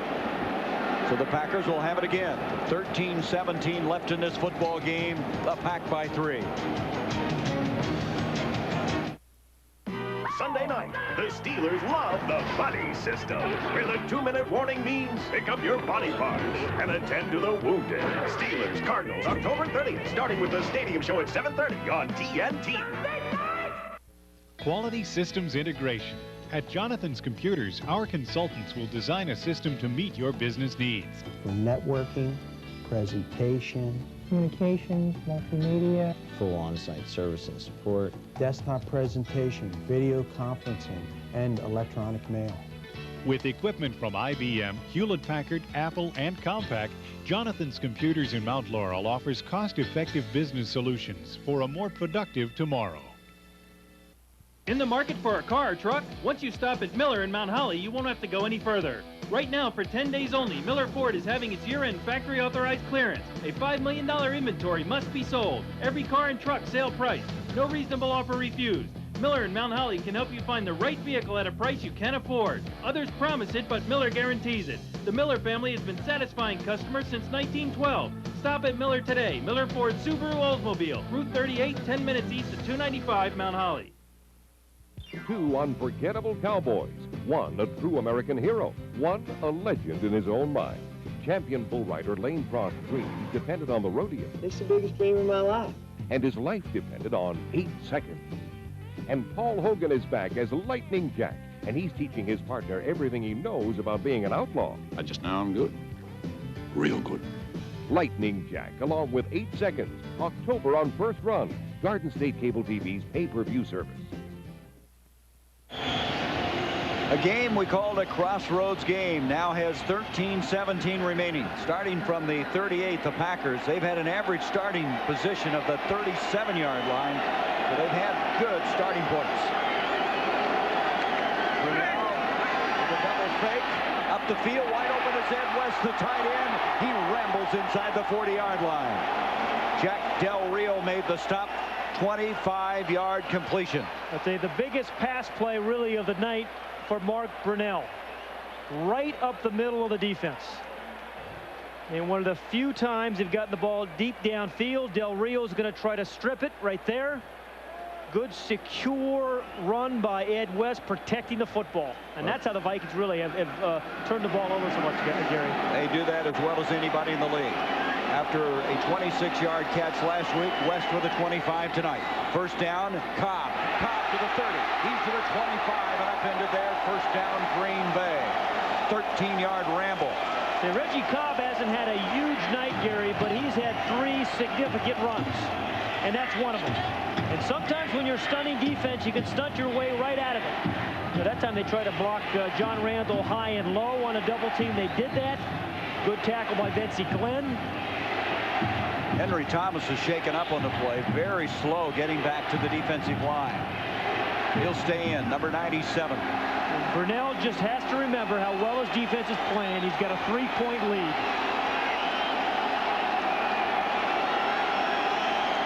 Brunel pitch to Cobb. Cobb gets a block from Winters and takes it to the 21. Gain of close to 5. Second down coming up. Now, Reggie White has had a big impact on this game, Gary, and Keith Rowan, the offensive line coach of the Vikings. I mean, some guys, you got an end, you got a tackle. But then when it's Reggie White, you know who number 92 is. And you better be careful where he is. And he's played over the center, he's played over the tackle, he's played wide, he's tipped passes, he's sacked the quarterback, and he's hurried him. He's really been a thorn in the Vikings' attack here tonight. From the 21-yard line now, second down, 7 yards to go. And a mishandled snap. The ball is loose. And Minnesota says they have it. And they do. That is Randall. Ed McDaniel came pouring up the middle. Randall pounced on the football after the missed handoff from center between Jamie Dukes and Mark Brunell. Yeah, and his left guard, Frank Winters, runs right into Brunell, Gary, which was part of the problem. Watch the left guard as he pulls. No, it came out before that. Just never got the handle on it. As Jamie Dukes was trying to step to his left on a cutoff block, the ball came right up through the arms of Mark Brunell. So the turnover gives it to the Vikings. They'll start from the 23. Moon comes out, completes it to Adrian Cooper. He's tackled short of the 30-yard line by George Kuntz. Cooper, who's a backup to Eric Green in Pittsburgh, coming over for a 3rd and 6th round draft pick. You know, the thing about Warren Moon, you know what's going through his mind, Gary. 10:40 remaining in this ball game. His team trails by 3 points. As tough as it has been offensively tonight, they're 1 play away. Yep. 1 play away from winning this football game. And he knows that, and he understands it. So sometimes you win ugly, but he still has a chance to pull this thing out. Right now, he's got Robert Smith coming into the backfield, number 26. 2nd down and 4.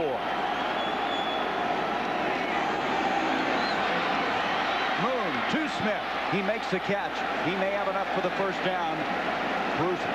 Bryce Pop, I should say, made the tackle, but it is a 1st down. So Smith coming in, contributes, hasn't played all that much, coming back from a knee injury of a season ago. Yeah, Adrian Cooper, the tight end, is going to go deep on the right side, number 87. He clears out all the linebackers, and that allows Robert Smith, number 26, to catch the ball with his knees. Did you see that? He got the ball with the knees, but he did pick up the 1st. 7th 1st down for the Vikings. Smith, one of the fastest men in the NFL, now operating at the running back spot. Here comes Smith. They think he's maybe top 5 speed-wise in the league. He takes it to the 38-yard line. George Kuntz made the stop again for Green Bay. See, Robert Smith takes a hit here, but you have some fresh legs in the ball game, Gary. I mean, this Packer defense doesn't substitute a lot. Unlike the Cowboys and some other teams in the league, all these guys have played 3.5 quarters right now, and they may be a little tired. They played well, but tired. Ezra Tuaolo has now come into the ball game, number 98. He's lined up a defensive right end. 2nd and 6. Moon on target. 1st down catch, Jake Reed. They'll mark it at the 46. A methodical drive. 8:50 remaining in the ball game. Again, his team trails by 3. He's thinking touchdown all the way, but he's thinking be careful. Reed now with 7 catches for 86 yards. John Jones took himself out. That's a reason Tuaolo has come into the ball game, number 98. Yeah, again, that defense has played well, Gary, but there have not been a lot of substitutions. They've played a lot tonight. The blitz coming. They pick it up. Smith in his tackle. That was Pop, who's a relentless player himself. He refuses to be blocked. Gets through, makes a big defensive play, a loss back inside the 45-yard line. Number 95, Bryce Pop, is a very versatile player. That time he lined up as a middle linebacker. I mean, he's played outside linebacker, middle linebacker. He rushes the passer from a down position, but not only was it a good tackle, but it was a perfectly timed blitz, Gary. He had the snap count down forward. Pop started as a middle linebacker, moved outside due to injuries. Very versatile. 2nd and 15. Moon again, the completion made. That is Chris Carter with a catch to the 50-yard line. Okay, Chris Carter is good in a crowd. Getting up slowly is George Teague. 6 catches for Chris Carter, 31 yards. It's going to bring up now 3rd down and still 7 yards to go. And George Teague is trying to get the cobwebs out there, pump up that helmet. He's got one of those quarterback helmets. From the 50, 3rd down, 7.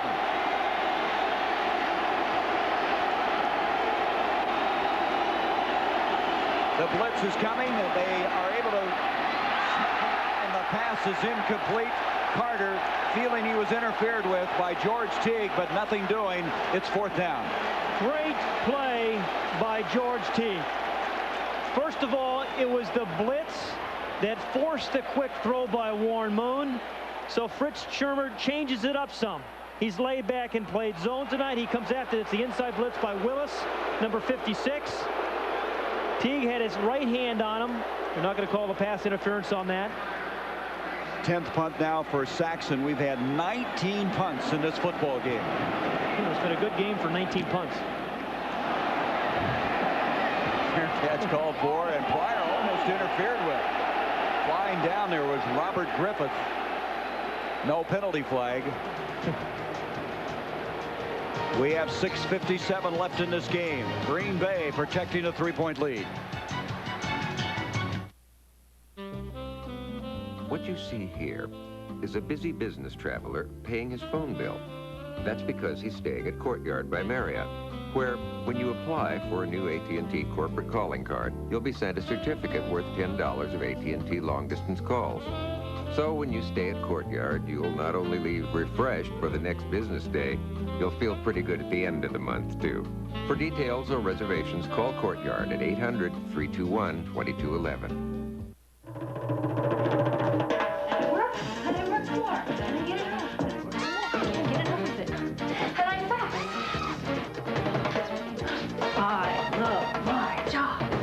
The best way to change your life is to change your clothes.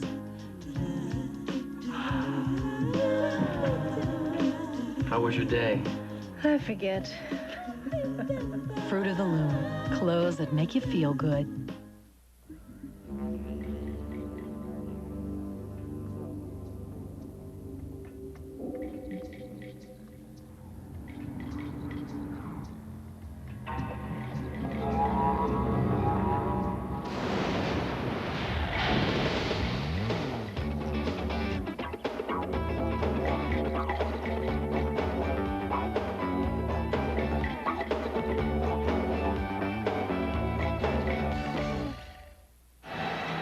Well, there has been a lot of game planning going on. Once again, that's Keith Rowan, the offensive line coach of the Vikings, and he's telling his guys, stay cool. Don't worry about it. Just keep calm and stay cool. That's a new kind of shampoo.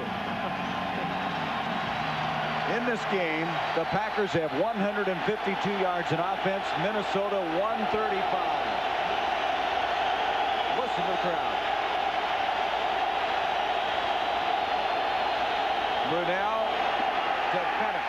And Bennett lunges close to the 15-yard line. A pickup of 2, 2nd and 8. Gary, this is a very big drive for the Packers. As they lead this game by 3 points, and you wind down to about 6.5 minutes left in the ball game, this is a drive you can't afford a 3-and-out on. They started the game like that. They need to pick up a few first downs. So Mark Brunel is growing up fast in the NFL.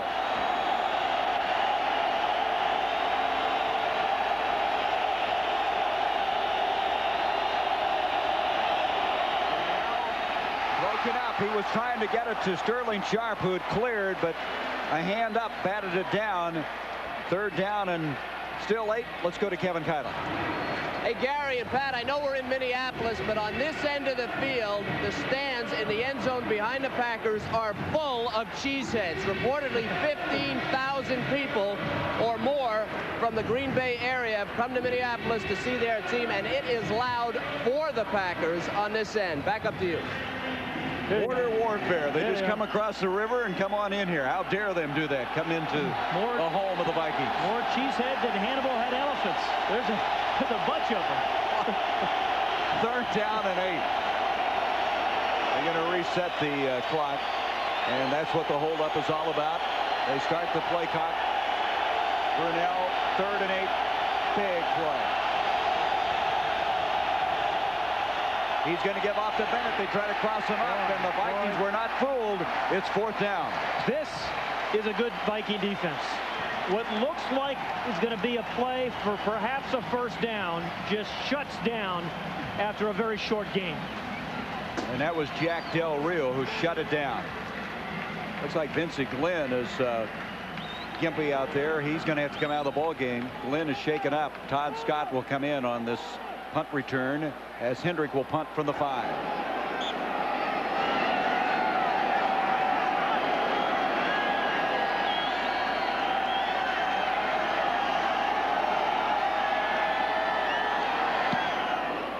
Trying to kick it away from Anthony Parker. Down there quickly is Corey Harris. He'll watch it go out of bounds, and the Vikings are going to have the football inside their own 35 after a 47-yard punt.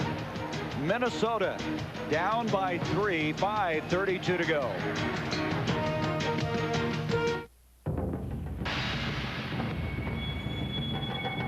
He has no clients, no conferences, no appointments,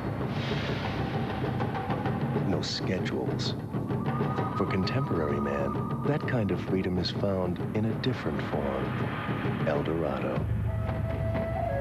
With the North Star System by Cadillac.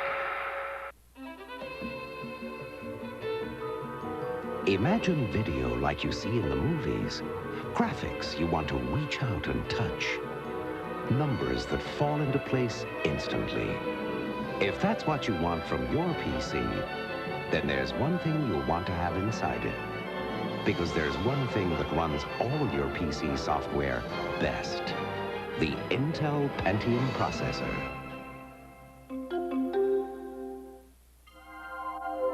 I keep having this dream. I can feel every turn, every move, every spin. It's wild. Then I wake up. Sea-Doo. Hold on to your dreams and hold on tight. Everybody's doing it. Sea-Doo. Sea-Doo. Well, Sterling Sharp is not a happy camper. He has 3 catches tonight, and sitting by himself a moment ago, Brent Favre went over and talked to him for a while. And, you know, but his team is leading, Gary. Yeah. I mean, you know, again, they had some team meetings. He wasn't down participating in those, the offensive meetings. You know, Favre has been trying to help his backup quarterback, Brunell, but, I mean, you know, he may have to come up with a couple of big catches in this 4th quarter. From the 34, the Vikings down by 3. Fake by Moon. Complete to Robert Smith. And Smith close to the first down. Now, Robert Smith in these last 5 minutes could be the difference for the Vikings, but because you have a pair of fresh legs, a guy with tremendous speed, and a tired Packer defense. Starts with some play action, just sneaks out of the backfield, and he's pretty good after the catch in the open field. Terry Allen now comes into the backfield after that first down catch. Moved the ball out to the 45.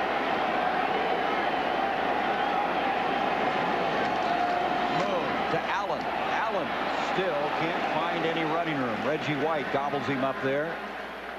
Picked up maybe a yard, 2 at the most. Yeah, Reggie White doesn't stop him, and indeed he did. He had a chance. Terry Allen had a chance. There was a blitz, and for a moment there, Terry Allen was going to run right through all the blitzers, but Reggie White said, no thanks, sit down. 2nd down and 8 yards to go. Just short of the 47-yard line. I love these signals. That's the interception call. It's the Rudolph defense. They call off the blitz. They faked it. Moon going up top. Down here is Ismail. He almost made a remarkable catch. Defending on the play was Corey Harris. You had to wait. It looked like he might be able to cradle that ball before he hit the ground. Well, they had the right call on. I mean, Packers faked blitz. They came out of it, but they had Ismail one-on-one with Corey Harris. See, Teague, number 31, he fakes the blitz and then comes inside. But Warren Moon had audible deep all the way when he saw the blitz look. The ball should have been caught, really. Yeah, and looking at the replay, that was more than catchable. Yeah, and he knows it. Ismail knows. He's had some drops, some spectacular plays, and some inconsistencies. 3rd down and 8. Moon again, and they get the first down. And it's Chris Carter, the go-to guy, the playmaker for the Vikings, comes up big here. 7 catches for Carter, 40 yards. They move the chains. First down to the 43 of the Packers. Yeah, right now, you had better double team Reggie White, number 92, and he is.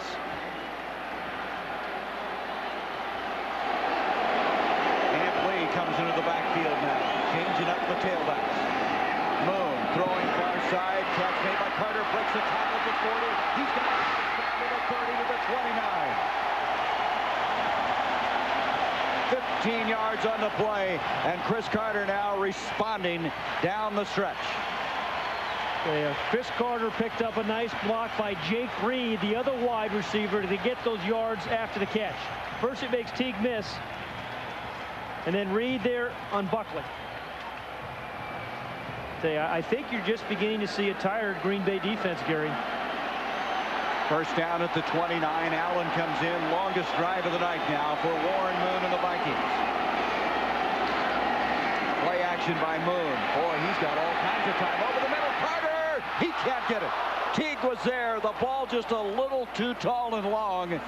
Moon was given brilliant protection. He had all kinds of time to throw. Carter hurt himself when he hit the ground and is not up yet. Yeah, they had a matchup they wanted. Again, the thing about Moon, what you like, he threw the ball really away from the defensive back, a little bit too tall. But when you give Moon some time, he's only had 3 or 4 times, Gary, where he's had time tonight to be able to get the ball downfield. They actually had just cut the whole defensive rush down on that play. They had them all knocked down and off their feet. And a missed opportunity there. Well, they can't afford to lose that guy at this point in the game. Well, he's made 2 huge catches on this drive. He has 8 for the night for 55 yards. There's 2:46 left in this game. It'll be 2nd down and 10 as you look at the near catch in the end zone. Well, he just knocked the wind out of himself. He's up. Walking a little groggily, I might add. Well, he doesn't look like he's ready to come back in right away. No, he doesn't. Okay, you know, Gary, remember last week in Green Bay's game when they were playing those Rams in the 4th quarter, and when it really got tough, Reggie White came to life. Now, he's dominated this game from start up to this point. But great players make something happen when the game's on the line. And right now, for Reggie White and this Green Bay defense, it's got to happen. Well, they did it the last game, White and company, keeping the Rams out of the end zone to pick up the victory. And White playing so hard, wanting to win so desperately. And you know, when they line up, they'll look for number 92. When the game's on the line, Reggie White usually has something to say about the outcome. 2nd down 10. All 3 timeouts remaining for both teams. 2:46 left in the game. The Packers by 3.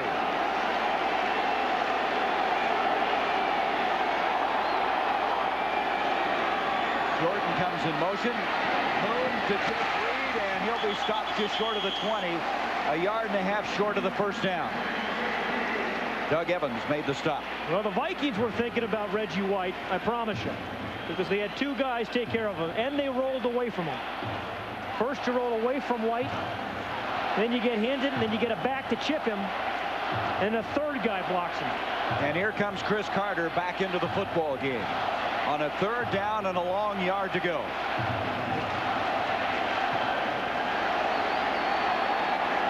They're within field goal range, obviously, as we approach the 2-minute warning. Moon to Allen. Allen to the 20. Allen has a first down. Teague made the stop, and we've come to the 2-minute warning. Dennis Green, his team trailing by 3. 2 minutes remaining when we come back.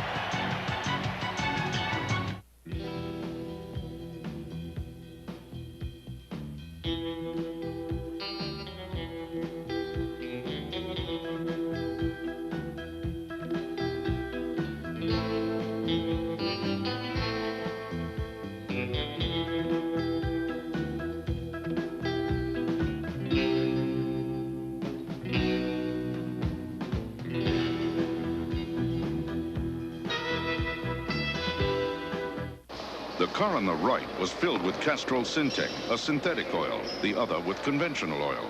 They were then drained and started without oil to prove a point. You see, Syntec has a unique molecular structure that bonds to engine parts. Lab tests show it leaves a layer of protection far stronger than conventional oil. And if Syntec protects this well now, Imagine if you leave it in. Castrol Syntec protects in ways other oils can't. Get a free officially licensed NFL team sweatshirt when you buy a 6-pack of Castrol Syntec. Who knows where you'll need to be?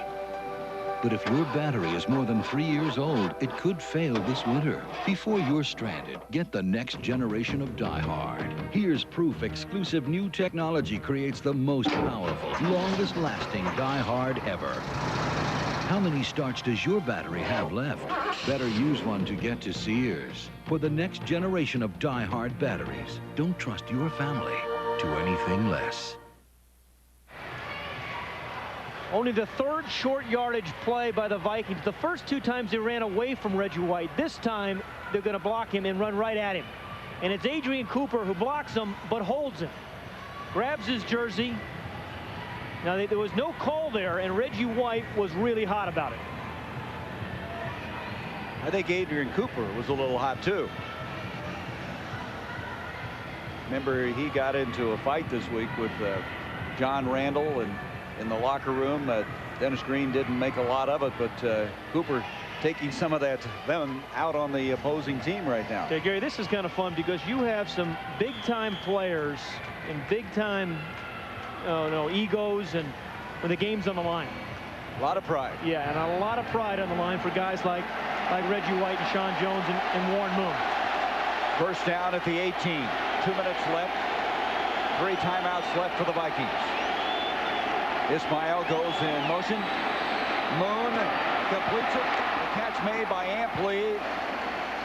And he's knocked out of bounds just short of the 12-yard line. You know, Gary, when you have an NFC Central kind of game like this, nobody leaves early. And this place is still jammed because there's still, this game is still going to be decided in this last minute and 56 seconds. Well, I tell you, the last 4 games have been decided by an average margin of 4 points. Coming into the series, the Vikings led the series 33-32, and there's been 1 tie. That's how close it's been through the years. 2nd and 4.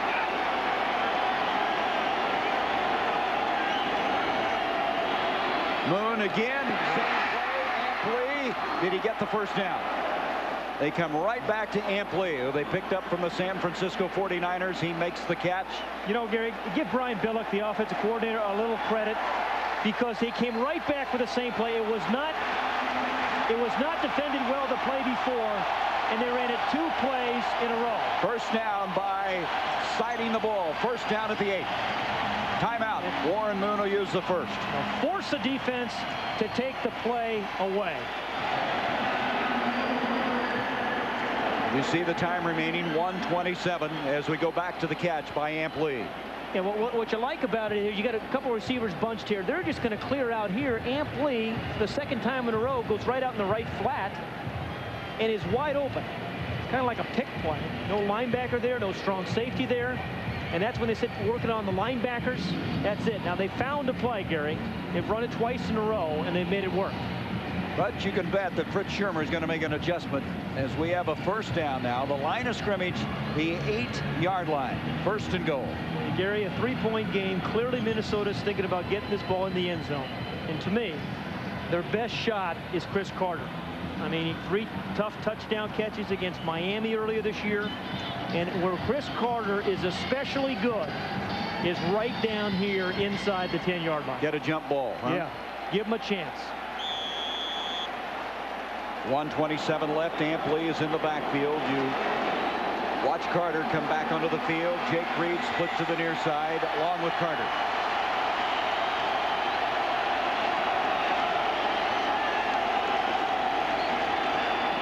Moon with time, delivers it, completes it, and lunging forward is Chris Carter. He's got it inside the 5. They're going to mark the ball at the 4.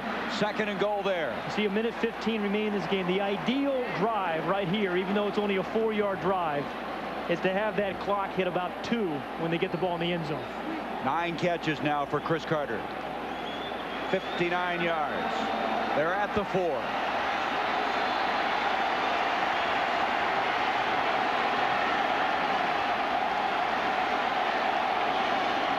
Pitch to Ampley. He breaks 1 tackle, reverses field, and they stay with him.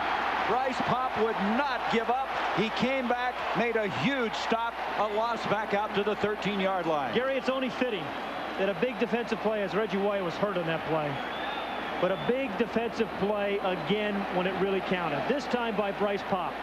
He overran the play early, but didn't quit. Bryce Popp did not quit on that play, and on a second effort, he made the tackle. And the Vikings will use their second timeout. The line of scrimmage, the 11-yard line. It's going to be 3rd down and 11, 3rd and goal from the 11. Gary, here's Popp, Bryce Popp. I mean, this has just been a beautiful game of defense and effort and second effort, and guys trying amply, breaks the tackle. Popp's knocked down, he gets up, then he makes the play again. Boy, that's just great desire. Yeah. Here's Reggie White. Slipped early. Ouch. That little John Garrick. Yeah. John Garrick to the old solar plexus. And he'll remember that. Although this is the last time they meet in the regular season this year. Again, the Packers trying to sweep the Vikings for the first time since '88. But right now, with a 3rd down 11, they got one more crack at the touchdown. Then they'd have to settle for the tying field goal. Anything but a turnover. You know, give Chris Carter a chance, although clearly Fritz Shermer knows that Chris Carter is a leaper. But, you know, I'd still give him a chance. You can take a sack. You just cannot throw the interception or fumble the ball. Don Davey has come in replacing Reggie White on this play. Number 99. Yeah, this is a heck of a play not to have Reggie White in. And now we're going to have the Packers use a timeout, and they might wait. And here comes Reggie.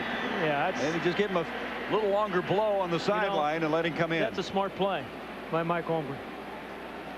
Yeah, he's an angry man right now about getting that shot from Garrett. So the Packers have 2 timeouts remaining. Well, they can't get any better than this, but next week will be in Sun Devil Stadium. The Arizona Cardinals, that's Seth Joyner, one of those former Eagles, now playing for Buddy Ryan against the Pittsburgh Steelers. Steelers have the #1 rushing team in the NFL, and the Cardinals feeling pretty good about themselves after the overtime win. A huge game coming up this week. They play the Cowboys. You know who's had really played well for Pittsburgh this year is Darren Perry. Free safety, 5 interceptions. Shares the lead in the NFL. He had 3 in one game. Tell you what, it's been a great defensive game all game long, Gary. We may have a little bit more football left, quite honestly. Minnesota with 1 timeout left. The Packers with 2. Reggie White is back. 26 seconds to go at the 11-yard line. 3rd down.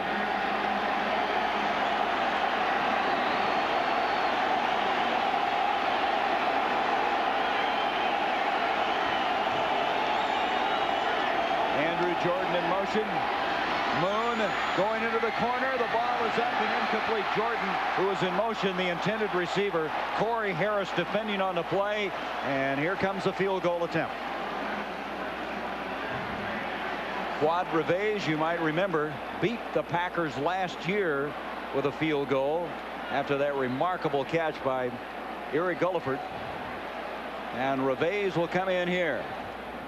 Revege, 7 of 12 for the year. This will be a 29-yard attempt. And watch out for Sean Jones. All 6-7 of them up the middle. And the Packers are going to use another timeout. With 21 seconds left, they're going to ice the kicker. And then also going to think about a rush.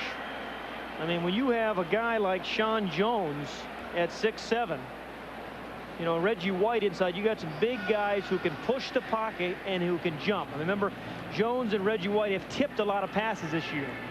Don't forget, immediately after this, the Stadium Show post-game, as Bob and Kevin and LT and Ernie Johnson will catch you up on what's ahead in the weekend and some post-analysis of this one. And it's been something special. And you think this guy leaves anything left? I mean, Reggie White gives it all. Yeah, saddlebags are empty.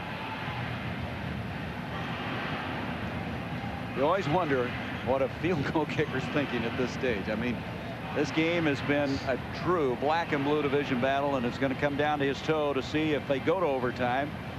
You know, I have to be honest, I hate to see kickers decide games like this. I mean, somebody on defense should decide this game. 29-yard attempt.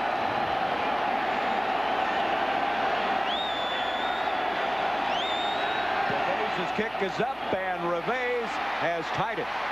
We're even at 10. That's the first scoring since way back in the first quarter for this Minnesota team, and that came on the defensive side. Well, I promise you, Gary, you're going to see a squib kick here from the Minnesota Vikings. There's Nolan Cromwell, the special teams coach. Or a low line drive. We actually seen both from Revés tonight, the low line drive and then the squib.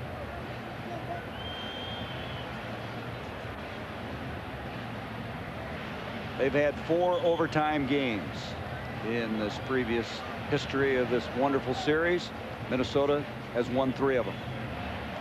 Nolan Cromwell, who loves the Green Bay area, does a lot of hunting. In fact, he's out being up in a tree hunting for a deer just recently during the bye week. And Gary Zahner, who is the special teams coach for Minnesota, he's quite a guru as far as the kicking game is concerned. I think he tutors, I think I read 11 different kickers around the league, punters and kickers. They're talking about he's such a positive guy, gives them some techniques to work on. Well, we're 17 seconds away from an overtime. Even at 10. Kind of a hush right now in the Metrodome. Everybody saying, hey, I better save something for the next few minutes of this game.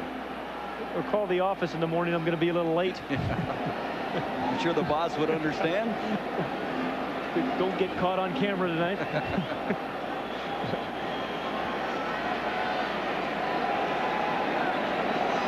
Bay's ready to go. Wad gets it up and bounces it around. It's picked up. And they bring it out to the 42-yard line.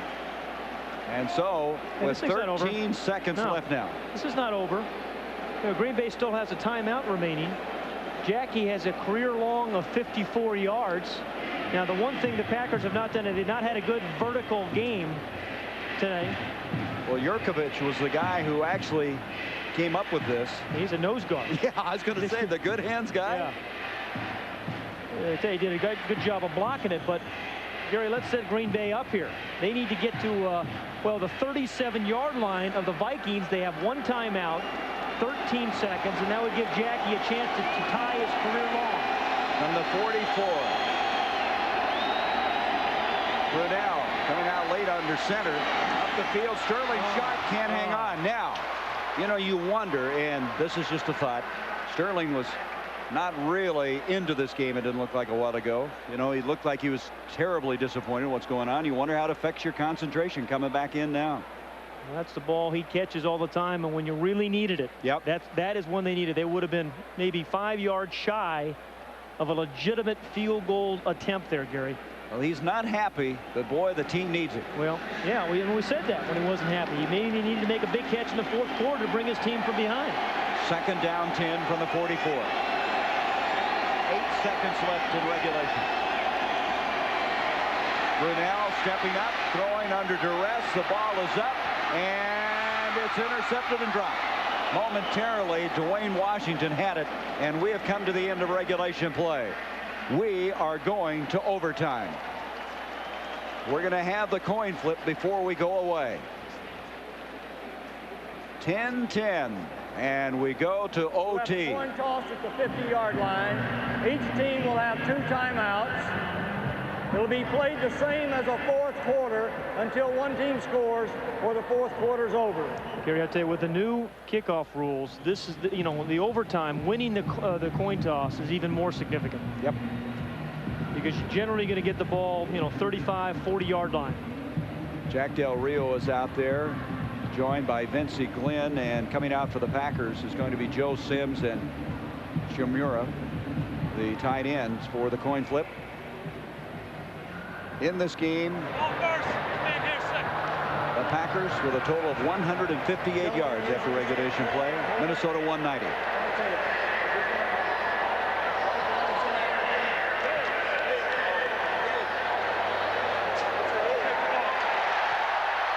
The Vikings have won the toss.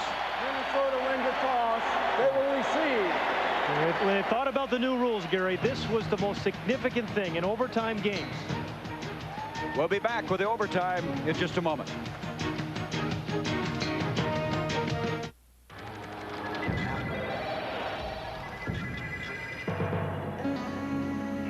No messages.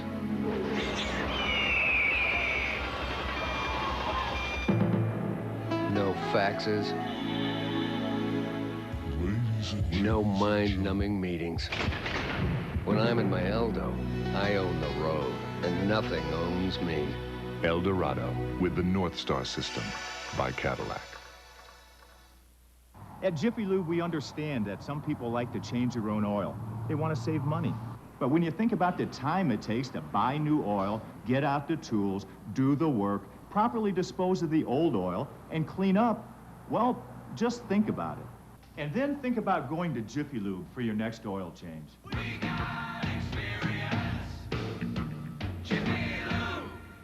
For quality products like Pennzoil and quality service, go to Jiffy Lube and ask for Pennzoil.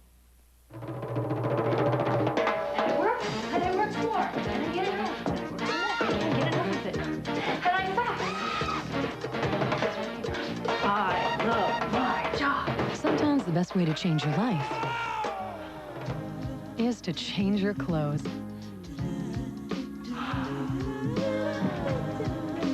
How was your day? I forget. Fruit of the Loom.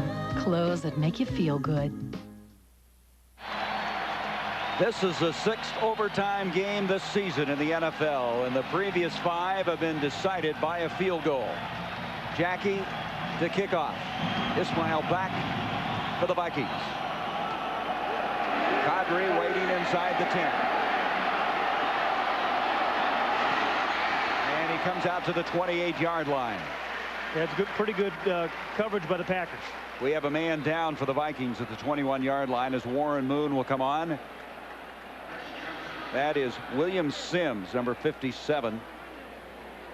He was on the practice squad last year for the Vikings out of southwestern Louisiana.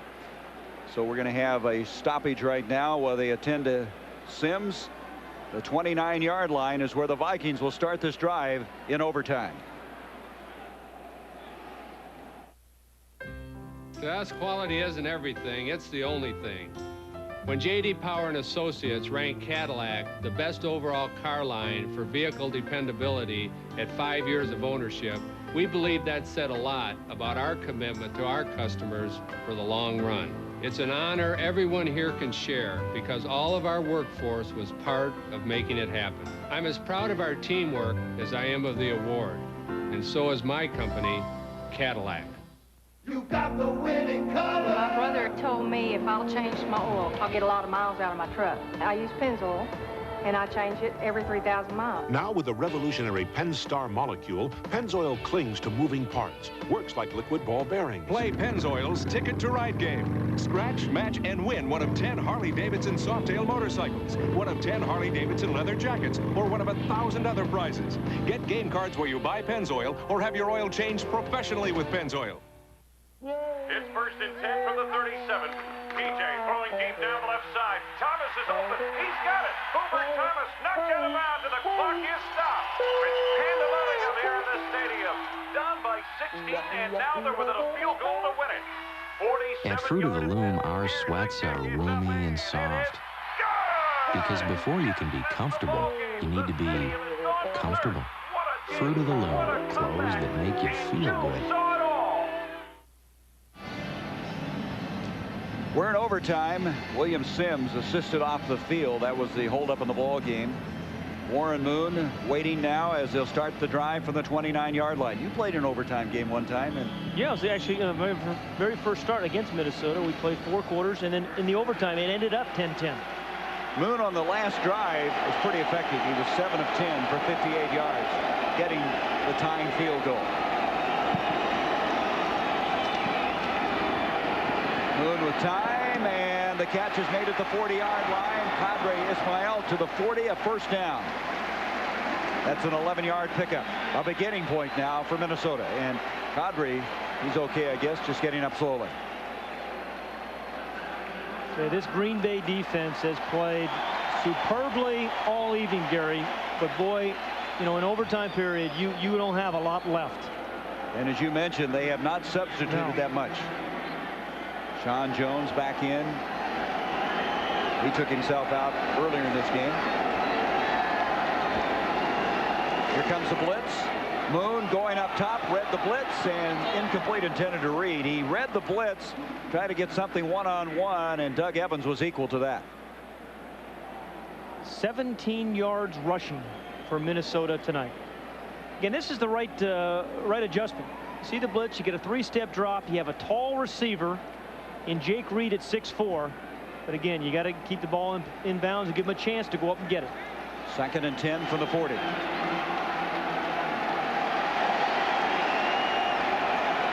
Ampli in the backfield.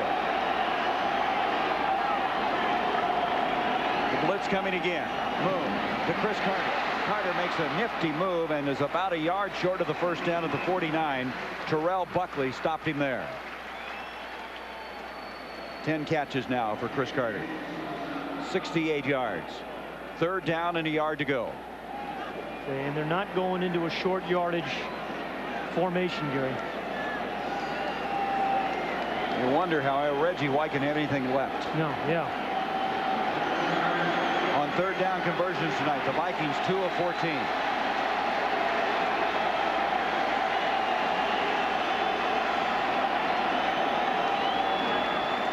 Moon completes it to Jordan. 1st down, breaks it top of the 40 inside the 35. The rookie out of Western Carolina's made a big play of 19 yards. It shows you the confidence they have in Andrew Jordan, a 6th-round draft pick, number 83, who is a fluid big guy. I mean, he's just not a big old Hulk. I mean, he secured the ball, he sidesteps a guy, but on 3rd and 1, he knew exactly where he had to go, and he didn't fumble the ball. He tried to be stripped there by Pryor. And again, Minnesota right now is in field goal range. They are. It'd be about a 50-yard field goal from the 33-yard line. Terry Allen gets to just about the 31-yard line. Well, if you're the Packers now, you're stripping the ball carrier. You have to force the turnover. Reves, who tied it up with a 29-yard field goal. You can see 8 career game-winning field goals, 2 of them against the Packers, 1 of them last year in that weird ending. It looked like they had no chance to win it. Completed the pass of 45 yards, and he kicked the winning field goal. 2nd down and 8.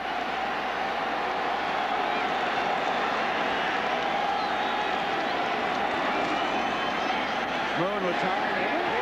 To the 20, 15. Ampli is tackled at the 12. 1st down. Gary, again, Brian Billick, the offensive coordinator, comes back to that same play. Ampli in the right flat. They felt they could work on the linebackers. It didn't work the entire first 3 quarters. But 3 times in a row, he has been, I mean, wide open in the right flat. They've really interchanged their running backs well. Terry Allen, Robert Smith for a short length of time, and now Ampli. Now they come back with Allen on a 1st down at the 12. Warren Moon on a quarterback sneak off the left side takes it to the 10. That'll do it. Yeah. And here they come. They're going to waste no more time. Reves will come in and try to win it. What he did is he positioned the ball smack dab in the middle.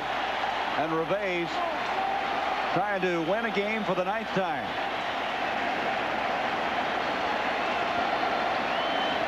And if you're a Packer fan, you're just hoping Sean Jones can get a big old paw up there. 27-yard attempt. He hit one from 29 to send it into this extra safety. Saxton to hold. Reves' kick is up, and the Vikings have won it.